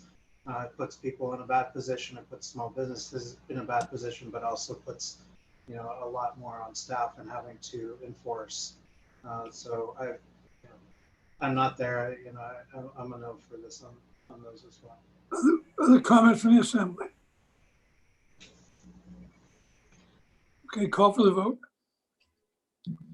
Okay, the motion before you is to approve emergency ordinance 20. Remittance deadlines for first quarter 2020 from April 30th to June 30th, and waiving penalties and interest during the extension. Ms. Nelson? Yes. Mr. Mosier? No. Mayor Paxton? No. Mr. Eisenberg? No. Dr. Ween? No. Mr. Christensen? Yes. Hey, before we move on, my Zoom meeting just kind of freaked out on me. I could hear you guys, but I went to the Zoom splash page. Could you hear me at all during that time? I tried to speak there a couple times. I've seen you the went whole out and time. came back in. So it seems to be working now, but I think it timed out some way. So anyway, I'm back. Mr. Knox? Yes. Or sorry, no. No. 2-5 on that ordinance. We're now at item N, resolution 2008. Could I have a motion, please? Move to approve resolution 2020-08 on first and final reading, extending the order for the people of the city of Sitka, the city and borough of Sitka, to hunker down related to COVID-19. Public comment, Sarah? Second. I'm sorry, thank you. Yes, there are public comments. You have public comment? Yes. Okay. So this comment is from Bruce Gipple, owner of Horizon West Charters. He writes, I'm writing in regard to the above mentioned ordinance and resolution proposals. While I agree to the intent and reasoning, I feel that a 30-day extension with the possibility for another 30 makes more sense and will still protect the citizens of Sitka that have less of a long-reaching impact on the economy, which has already seen a major hit. Having to self-quarantine for crew and staff can be done if needed, as long as we have sufficient notice, but would be impossible for guests. We have guests that have been in a holding pattern for over a month now, and with every day that goes by, we lose more with the continued uncertainty. I see no reason to make it worse if the restrictions are no longer needed but are still in place. Plus, it makes more sense to take the restrictions and steps as needed. This will still have the same intent and protect the citizens to the same degree, while mitigating the extent of damage to our businesses, which help fuel the tax base that keeps Sitka running. We must protect ourselves, our neighbors, and loved ones, which I agree with, but let's do it instead of leaps and bounds. Thank you for your time and consideration on this matter. And again, that's from Bruce Gipple. And that's all the public comment I have on that item. Okay. Back to the assembly. Yeah, I'll jump in. One of the reasons why I wanted to go out, personally, why I wanted to go out farther than just the 2 week, I wanted to, move it out beyond that. It's just to make sure that it's abundantly clear to everybody that this is where we're at right now. We can definitely come back if things change in the next 2 weeks, which, I mean, that would be an amazing leap to have happen. But if things change in the next 2 weeks, we can dial this back. But I really feel like if we're just going to go by 2 week increments, the message begins to get lost. People start to or stop taking it as seriously as they need to take it, and we just need to continue to really reinforce that this isn't unfortunately isn't a short-term thing. This is something that we're going to have to deal with for a little bit longer than anybody would have wanted to, obviously. But we need to maintain the physical distancing, the isolation, to be able to stop any spread, whether Sitka has a confirmed case or not. We need to keep things where they're at. Where we will be better off if we can leave this where it's at and not have to deal with any surge or any spike in numbers or anything else like that. And we will be able to get back to business much faster if we're able to do that. Valerie, Dr. Ween had his hand up for Dr. Ween. Actually, I'm going to pass. I know that's shocking to you, but I will pass on this. Good. Valerie. I'm a no vote on this simply because I believe the state of Alaska already has these things, and I don't see why we have to keep passing resolutions to bless what the state has done. Thanks. Other comments from the Mr. Mayor, I have one comment. I'm going to vote yes on this in the spirit of unity, although I kind of agree with Valerie. I don't think we need to constantly trying to I'll just keep that comment to myself. The state has a mandate, and I think we'd be fine without doing this, but to be unified, I'll vote yes for it. And it's only for a month, but after a month, I'm going to be a real hard sell for trying to do this in another month, because I want to reiterate what I said before. We have to start thinking, some sort of plan to mitigate this long term without being in a complete lockdown, because that's unsustainable. Thank you. Yeah, just real quick. I will vote for this, and I really wouldn't care if we had to do it every 2 weeks or not. I think it's important that we show we agree with the state as far as this is concerned. But as far as when we come out, I know that I've personally started talking to a few people, Dr. Brule and others, saying, okay, what does that look like? And I think it would behoove us to work, and John and I have talked about this a little bit, to figure out what those metrics are now. I mean, in other words, is it 0 cases in the state? Is it 5 cases, whatever, and try and lay out those metrics so that we're not making it up as we go. We can say, hey, we hit them, or no, we didn't. So I know that I've been personally trying to figure that out and trying to get answers, but I think as a group and as a city, we should be asking those questions, so that we can be looking forward to that. I think we need to follow what's going on in our nation and in our state, and I think it'll be pretty obvious when, in fact, we can get back to some degree of normalcy. Other comments from the assembly? And that's not to say that what we're doing here, what this particular resolution says, supersedes any of that. We need to start doing all that planning now, for sure. We don't wait until May 15th to start doing that just because this says we got to hunker down now. We do have to start making those plans and start moving forward into that time that we can reopen things back up. Okay, Sarah, call for the vote. Motion for you is to approve resolution 2020-08 on first and final reading, extending the order for people in the city and borough of Sitka to hunker down related to COVID-19, and that extends it through May 12th. Mr. Mosier, Yes. Ms. Nelson, No. Mr. Knox, Yes. Mr. Christensen, Yes, if that was me, I was a little garbled, but yes. Mr. Eisenberg, Yes. Mayor Paxton, Yes, and Dr. Ween. Yes. we are now at resolution. The motion passes 6-1 on item 10.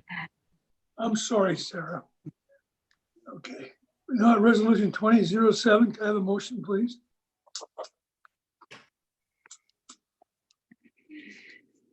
Somebody else's turn.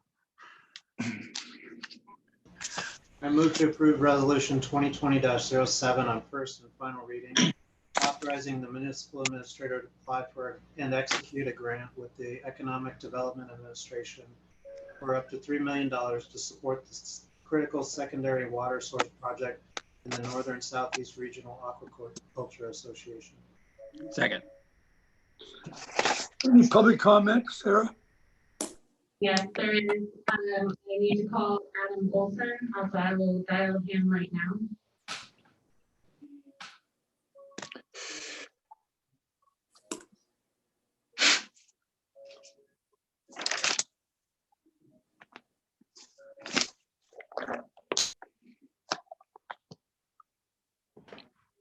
Is there a public comment coming? As I'm dialing. Okay, I'm sorry, Sarah. Good, thank you.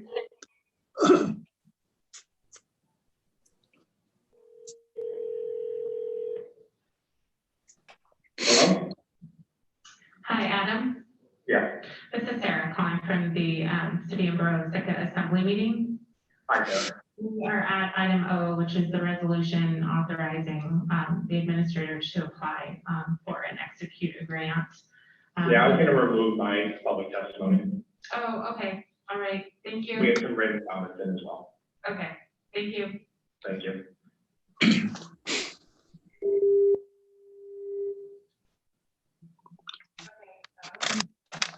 You have another public comment that was issued or that was submitted by Scott Wagner. He's the general manager of NSRA. Scott writes, NSRA has submitted a letter of support for resolution 20-07, authorizing the municipal administrator to apply for and execute a grant with the Economic Development Administration for up to $3 million to support the critical secondary water source project in the Northern Southeast Regional Aquaculture Association. I also want to inform the Assembly that last week NSRA received unanimous support from the Pacific Salmon Treaty Chinook Mitigation Stakeholder Panel to assist in funding our portion of the secondary water source project. The secondary water source project, in combination with Pacific Salmon Treaty Mitigation funding, moves the realization of to 2 million additional Chinook salmon smolts released annually in the Sitka area one step closer. Thank you for your time, and we look forward to partnering with the city on this project. And again, that was from Scott Wagner, and that's all the public comment I have on that item. Good. Back to the Assembly for comment. Dr. Wayne.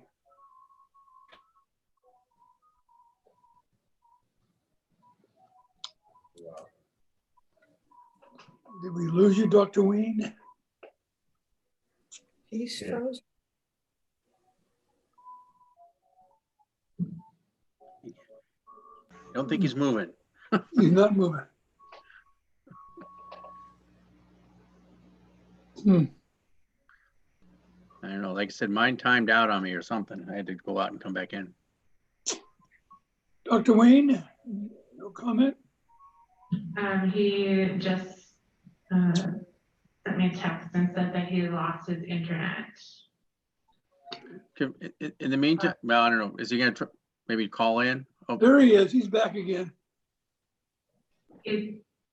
Oh, you're muted, Dr. Ween. Like binging Netflix or something, and I'd be very disappointed.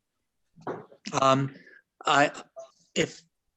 sorry, you know, I like the idea. I vote for it, but I do have the question that we are giving.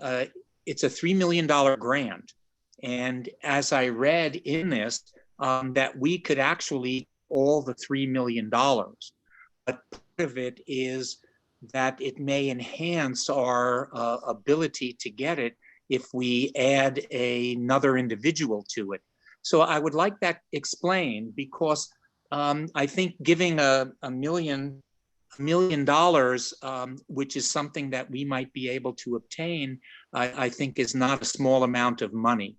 So, and also it's, if you look at it, the advantage is our reduction is $117,000 in annual payment, but if we would increase it to $175,000 if we took all of it.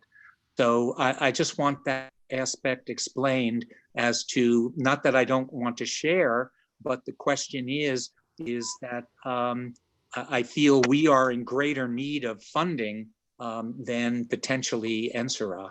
So I'm asking that to Mr. Leach.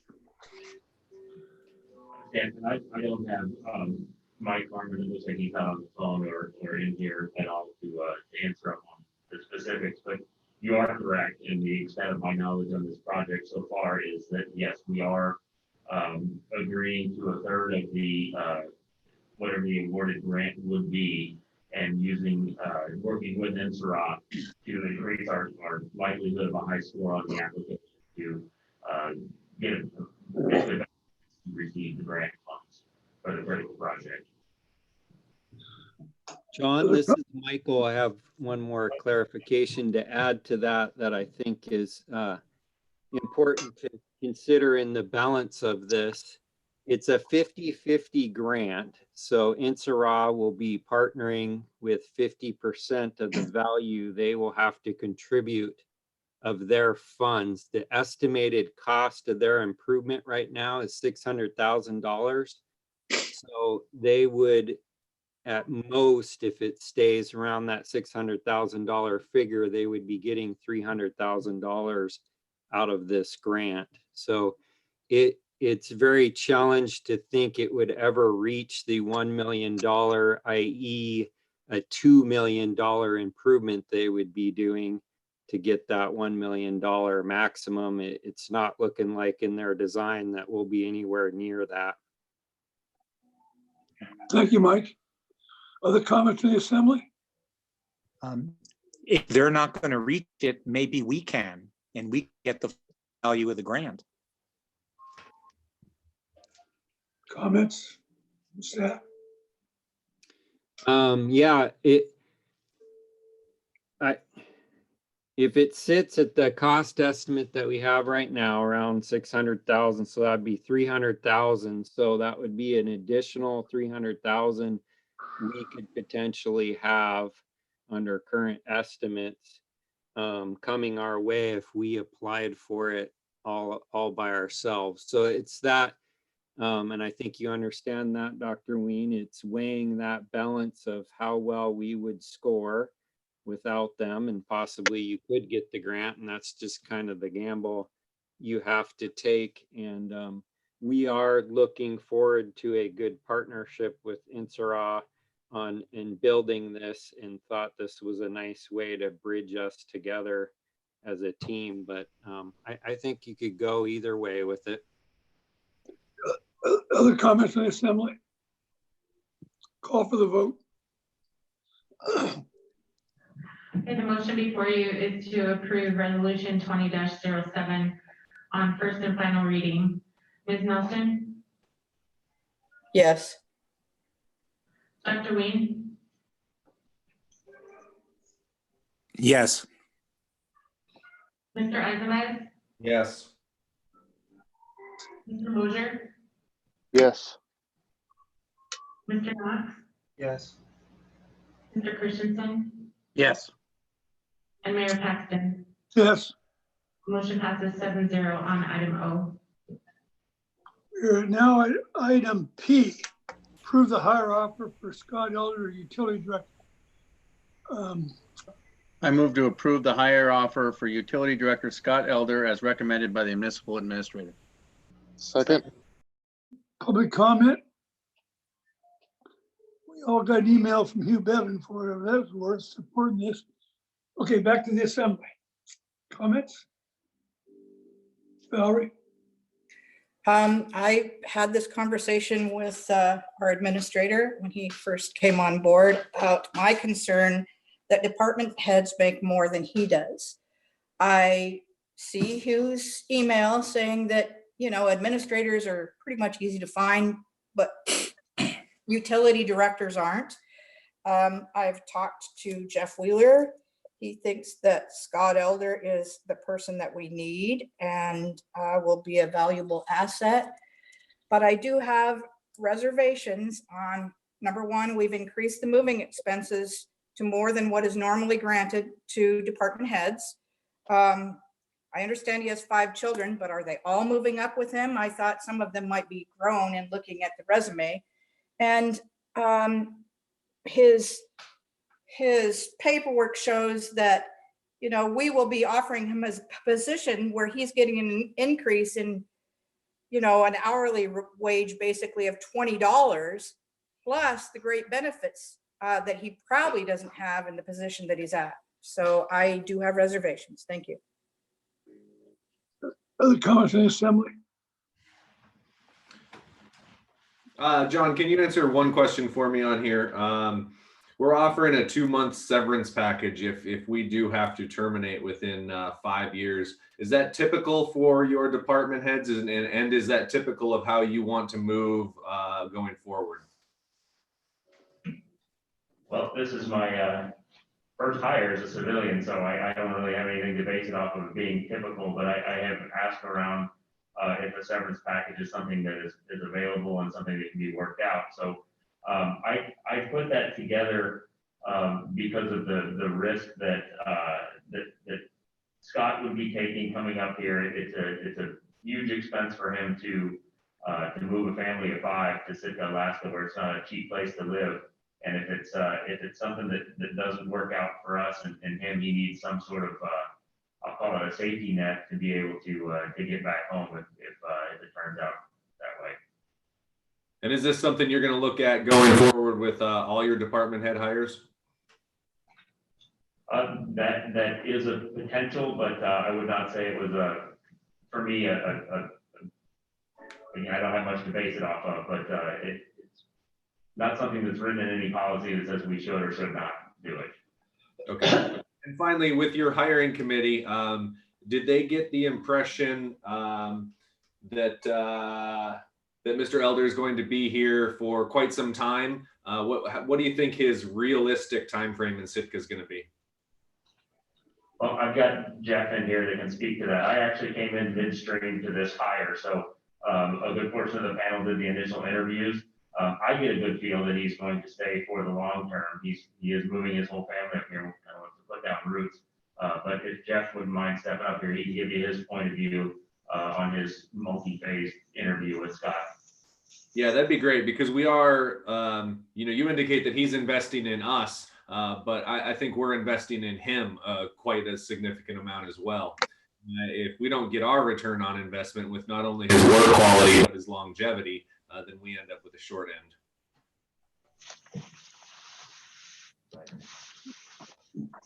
Good evening, Assembly. Jeff Wheeler, General Foreman for the Electric Department, Interim Utility Director. I was involved with the interview process on several of the applicants, and Scott has a really strong background in hydroelectric energy. He's the guy we need. But my question was specifically to his longevity here in town. How long does the hiring committee think that he will be in town for? He's going to be here a long time. He's got the background that we need in our power production facility, our power production sector. That is what, if we don't produce power with our hydros, we can't sell it. And he has a real strong background in it. And that's why I personally pushed for him. And we really need some help in that sector of our operations. We're going to be losing our generation manager. I understand that. My question was just to the longevity. Thank you. Yeah. Yes, Tor. Yeah, just real quick. I know, I mean, over the years, I've been hearing about the shortage of engineers in all forms, and it's the aging of the engineering workforce. So I suspect that the moving, the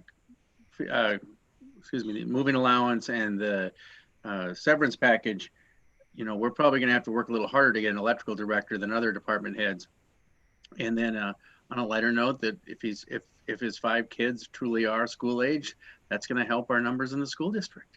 So anyway, I have no problem voting for this. Yeah, John, one of the challenges that Scott's going to have is rebuilding based on our aging workforce in our electrical department. Our linemen, whatever you think about them, they get, don't say a bad word, they get stuff done. And we had a lot of institutional memory there, and we got to rebuild that force.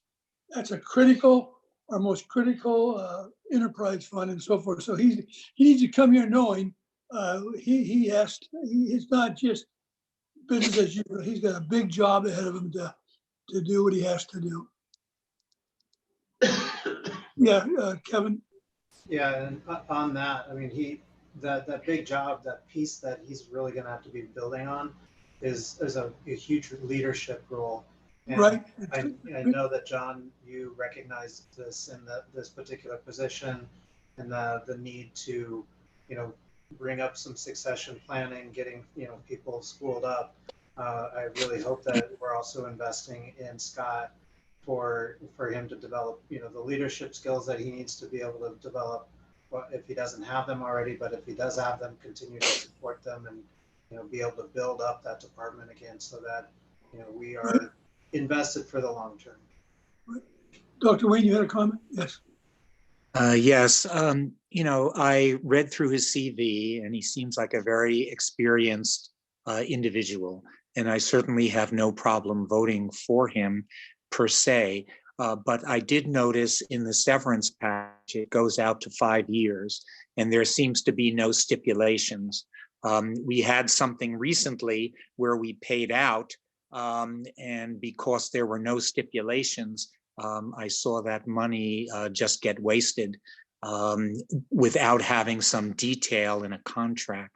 So if you would want to pull since you know it's a severance, it's up in the air. He wants to retire, you know, leave before 5 years. Then you know he has his severance, and to me that doesn't make sense. Condition your time length. That's my only thought on his hiring. Good, thanks. Yeah, John. Just if I can add a couple things, one on the severance package, and Brian, if you want to, the purpose of the severance package and the timeline and the stipulations are listed in the, and I don't have a copy of the actual letter in front of me, except the assembly packet. But the reason for the 5 years was that's when you're fully vested in the retirement system, and that level occurs. Also, the moving expenses are the things that would be paid back if he decides to leave within a certain time frame. Our personnel policy that doesn't necessarily touch on the severance package. The severance package terms would be under termination. He cannot choose to leave and accept the severance package. Thanks. Other comments from the assembly? This is Kevin Moser. I'll just say one real quick thing. I just wanted to say thank you to Hugh and John and Jeff Wheeler and anyone else involved with the hiring process. It wasn't easy, I'm sure. And I want to thank thank Jeff for filling in. I think he's helped provide an absolutely fundamentally important goal of filling in that gap and helping with guide towards a good candidate. I have full confidence based on his recommendation and tours, or no, I'm sorry, Hughes and then John's. I'll be voting yes, and I think this is, you know, we are taking a chance, but based on the confidence I have with the people who were involved with the hiring process, I'm going to vote yes on this. Yeah, Jeff, thank you. I remember about the first or second year I was administrator, we hired you. And that was one of the great hires we did, Jeff. Thank you for all you've done. Good guy. Okay. Yes. Brian. Mayor, I just wanted to, my understanding is the terms of a severance agreement would be such that the severance would only come into play if the city were to exercise its discretion to terminate the director. If the director himself says, well, I'm going to leave, I'm going to retire, and get severance. So. Great. Thanks, Brian. And as a follow-up on that, is there a probationary period for the employee? Any probationary period would be in accordance with our personnel policies. And so that does apply to this director level position, and in which case, if they were terminated before probation was over, there would be no severance? Well, that would have to be negotiated. It's not that the personnel policies for probationary period don't automatically apply to a hiring of a director or a contractor with director. You'd have to specify that in the severance agreement, that it only applies after a probationary period and it only comes into effect if they're terminated by the city. So. Okay, thank you. Perhaps something to think about, Mr. Leach. Yes, Dr. Wayne. Just one thing. Thank you for that explanation, Brian. But to me, best practices in a business is if you terminate somebody, you don't give them severance. And, you know, to me, that was highlighted most recently. If you are terminated, there just shouldn't be severance. You are relieved of duty, and that is what it is. If there's a mutual agreement upon his leaving, then the company head can make an arrangement for a severance. But if you are asked to leave, I think that is that's another horse of a different color. Yeah, Dr. Wayne, I would suggest that severance, it would depend on whether the person is being severed for cause or not, or for not for cause. Severance applies when it's at will. It doesn't apply if someone is terminated for good cause. And you'd have to specify that. So is it specified in his contract? Sorry. Well, that's what the normal severance provision says. They say, okay, if we just terminate you at will and say for no cause at all, then you're going to be paid a severance package. But if you do something wrong, you have some malfeasance, or we terminate for you for cause, then you don't get your severance package. And that is the offer letter. If you look at that, I forgot what line it is, like 5, in the offer letter, it says if it's for malfeasance, then the severance package will not be available. All righty. Sarah, call for the vote. Okay, motion to approve the hire offer for utility director Scott Elder as recommended by the municipal administrator, Mr. Knopf. Yes. Mayor Paxton, Yes. Dr. Weed, Yes. Mr. Moser, Yes. Ms. Nelson, Yes. Mr. Christensen, Yes. and Mr. Eisenberg. Yes. The motion passes 7-0 on item P. We are now at item Q, which is discussion direction on No Name Mountain and Granite Creek Master Plan. John? I'm on the line here. Amy and Scott Walensky on the line. I think it would be best if they jumped in and Amy, I'll call on you first. Can you hear me okay?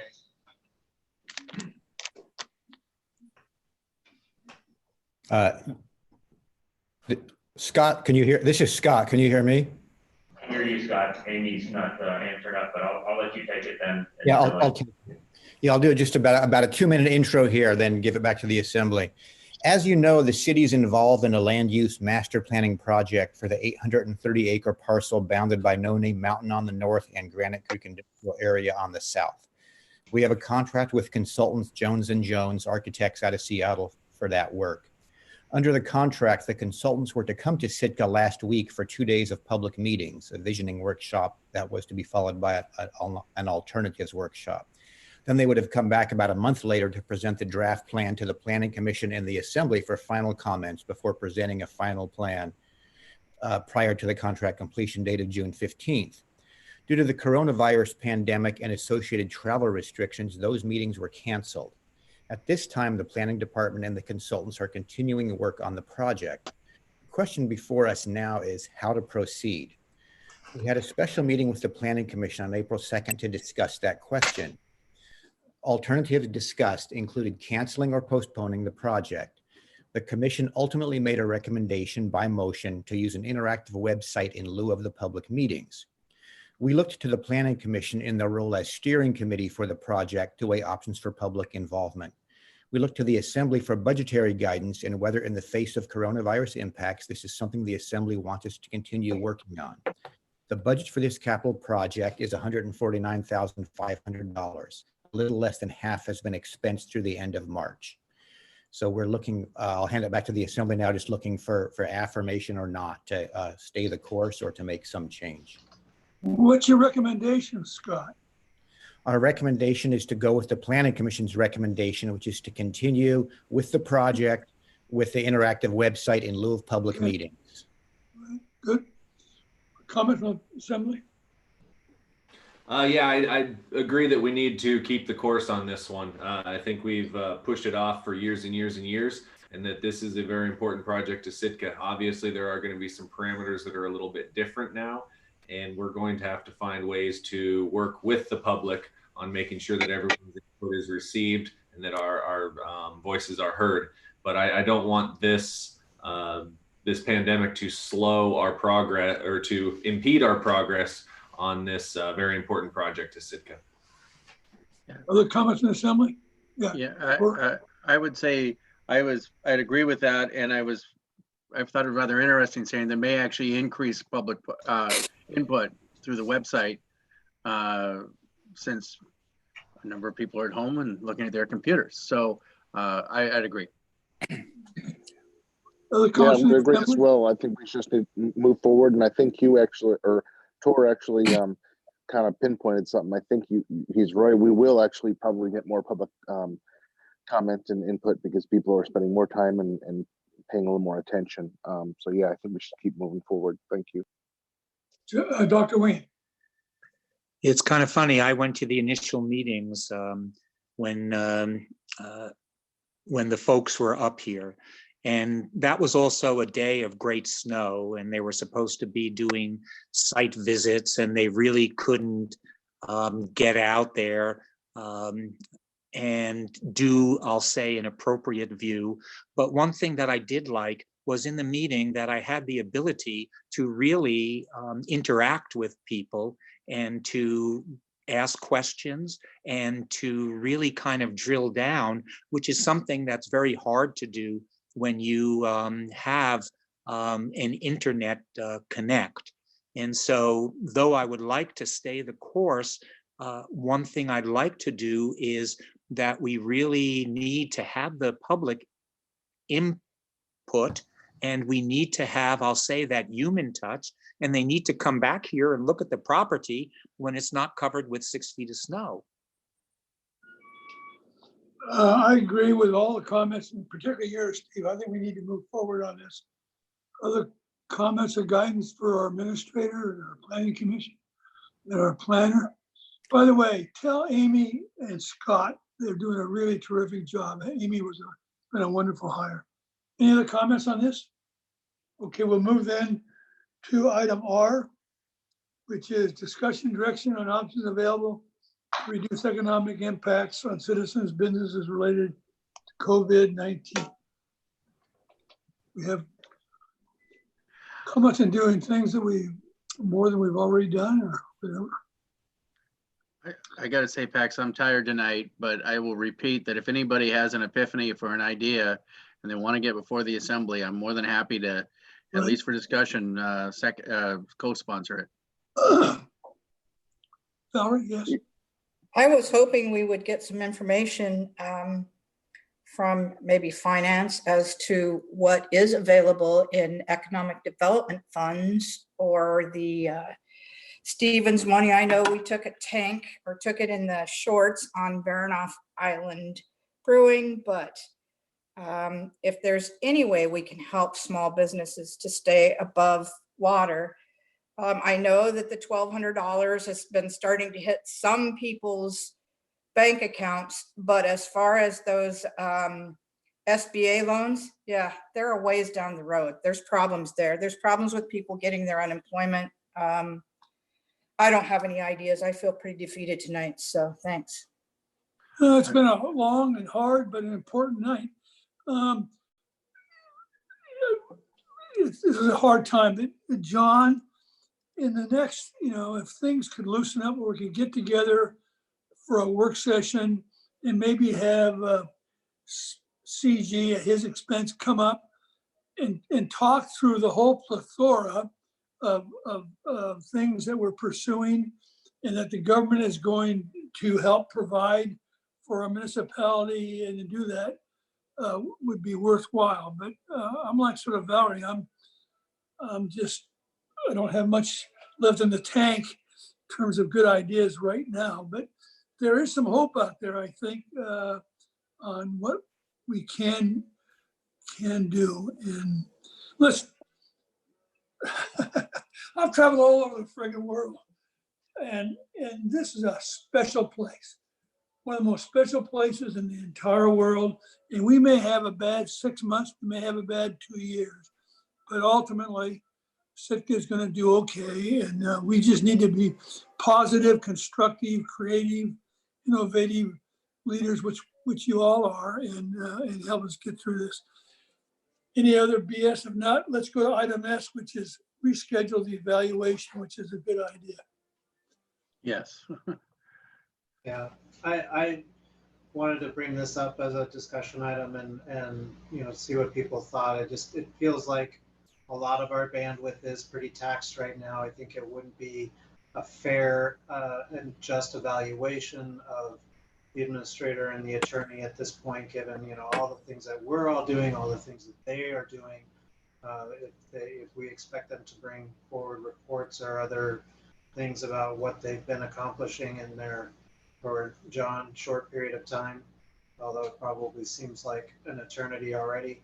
And for Brian, and then the other thing, I don't really want to conduct an evaluation via Zoom or whatever, Skype. I would much prefer to do it in person, and certainly because I can't tell if John's sticking his tongue out at me right now. So I don't think that would be a very fair and just process, I guess, at this point. Yeah. I know I'm supposed to speak last. My bias would be late this summer would be appropriate, but whatever the will of the assembly. I would agree. I have likewise. I have a technical question. I know John's contract goes for a period of time. Is there any contract timing for Brian that we have to be attuned to?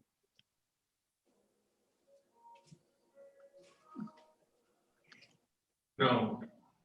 Okay. When is your contract up then?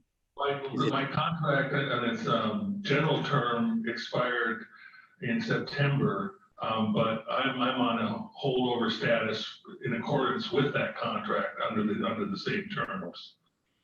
Okay.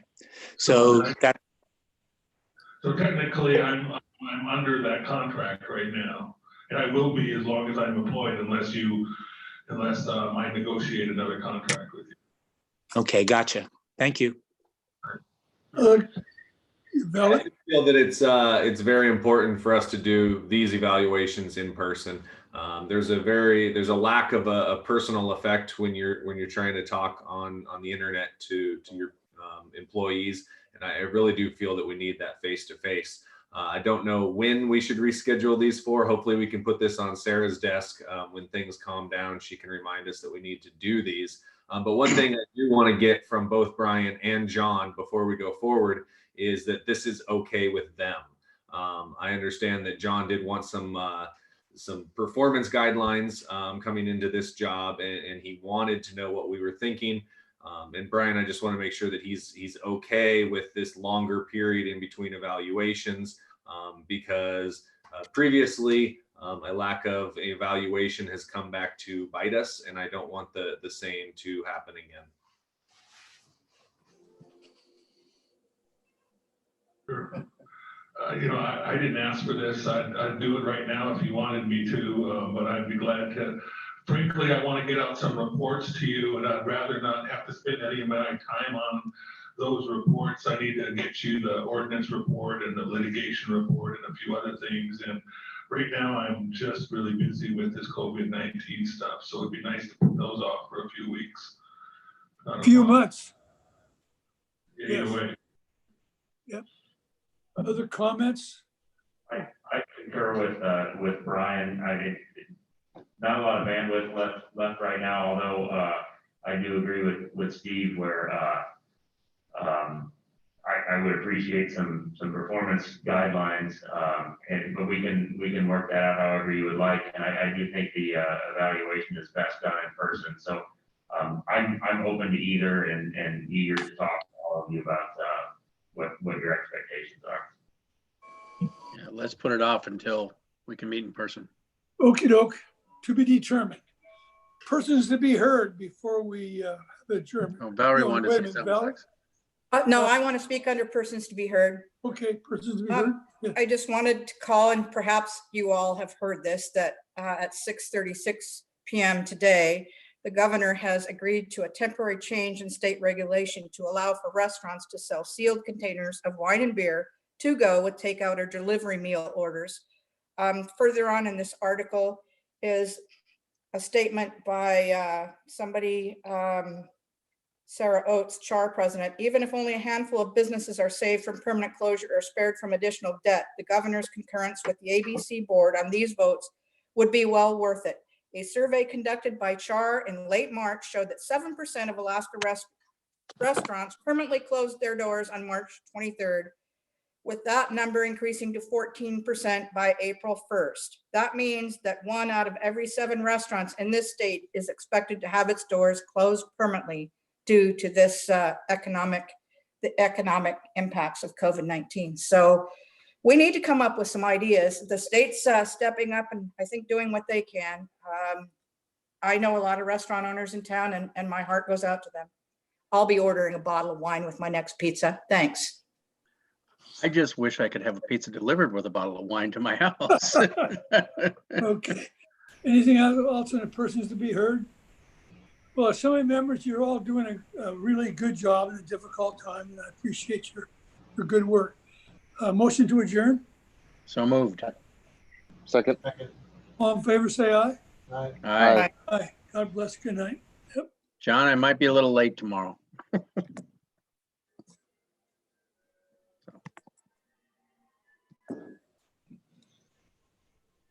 job, Sarah. A lot of reading. Yeah, I mean, your voice held up really well. Amazing. We are live on YouTube. Grant, are we off?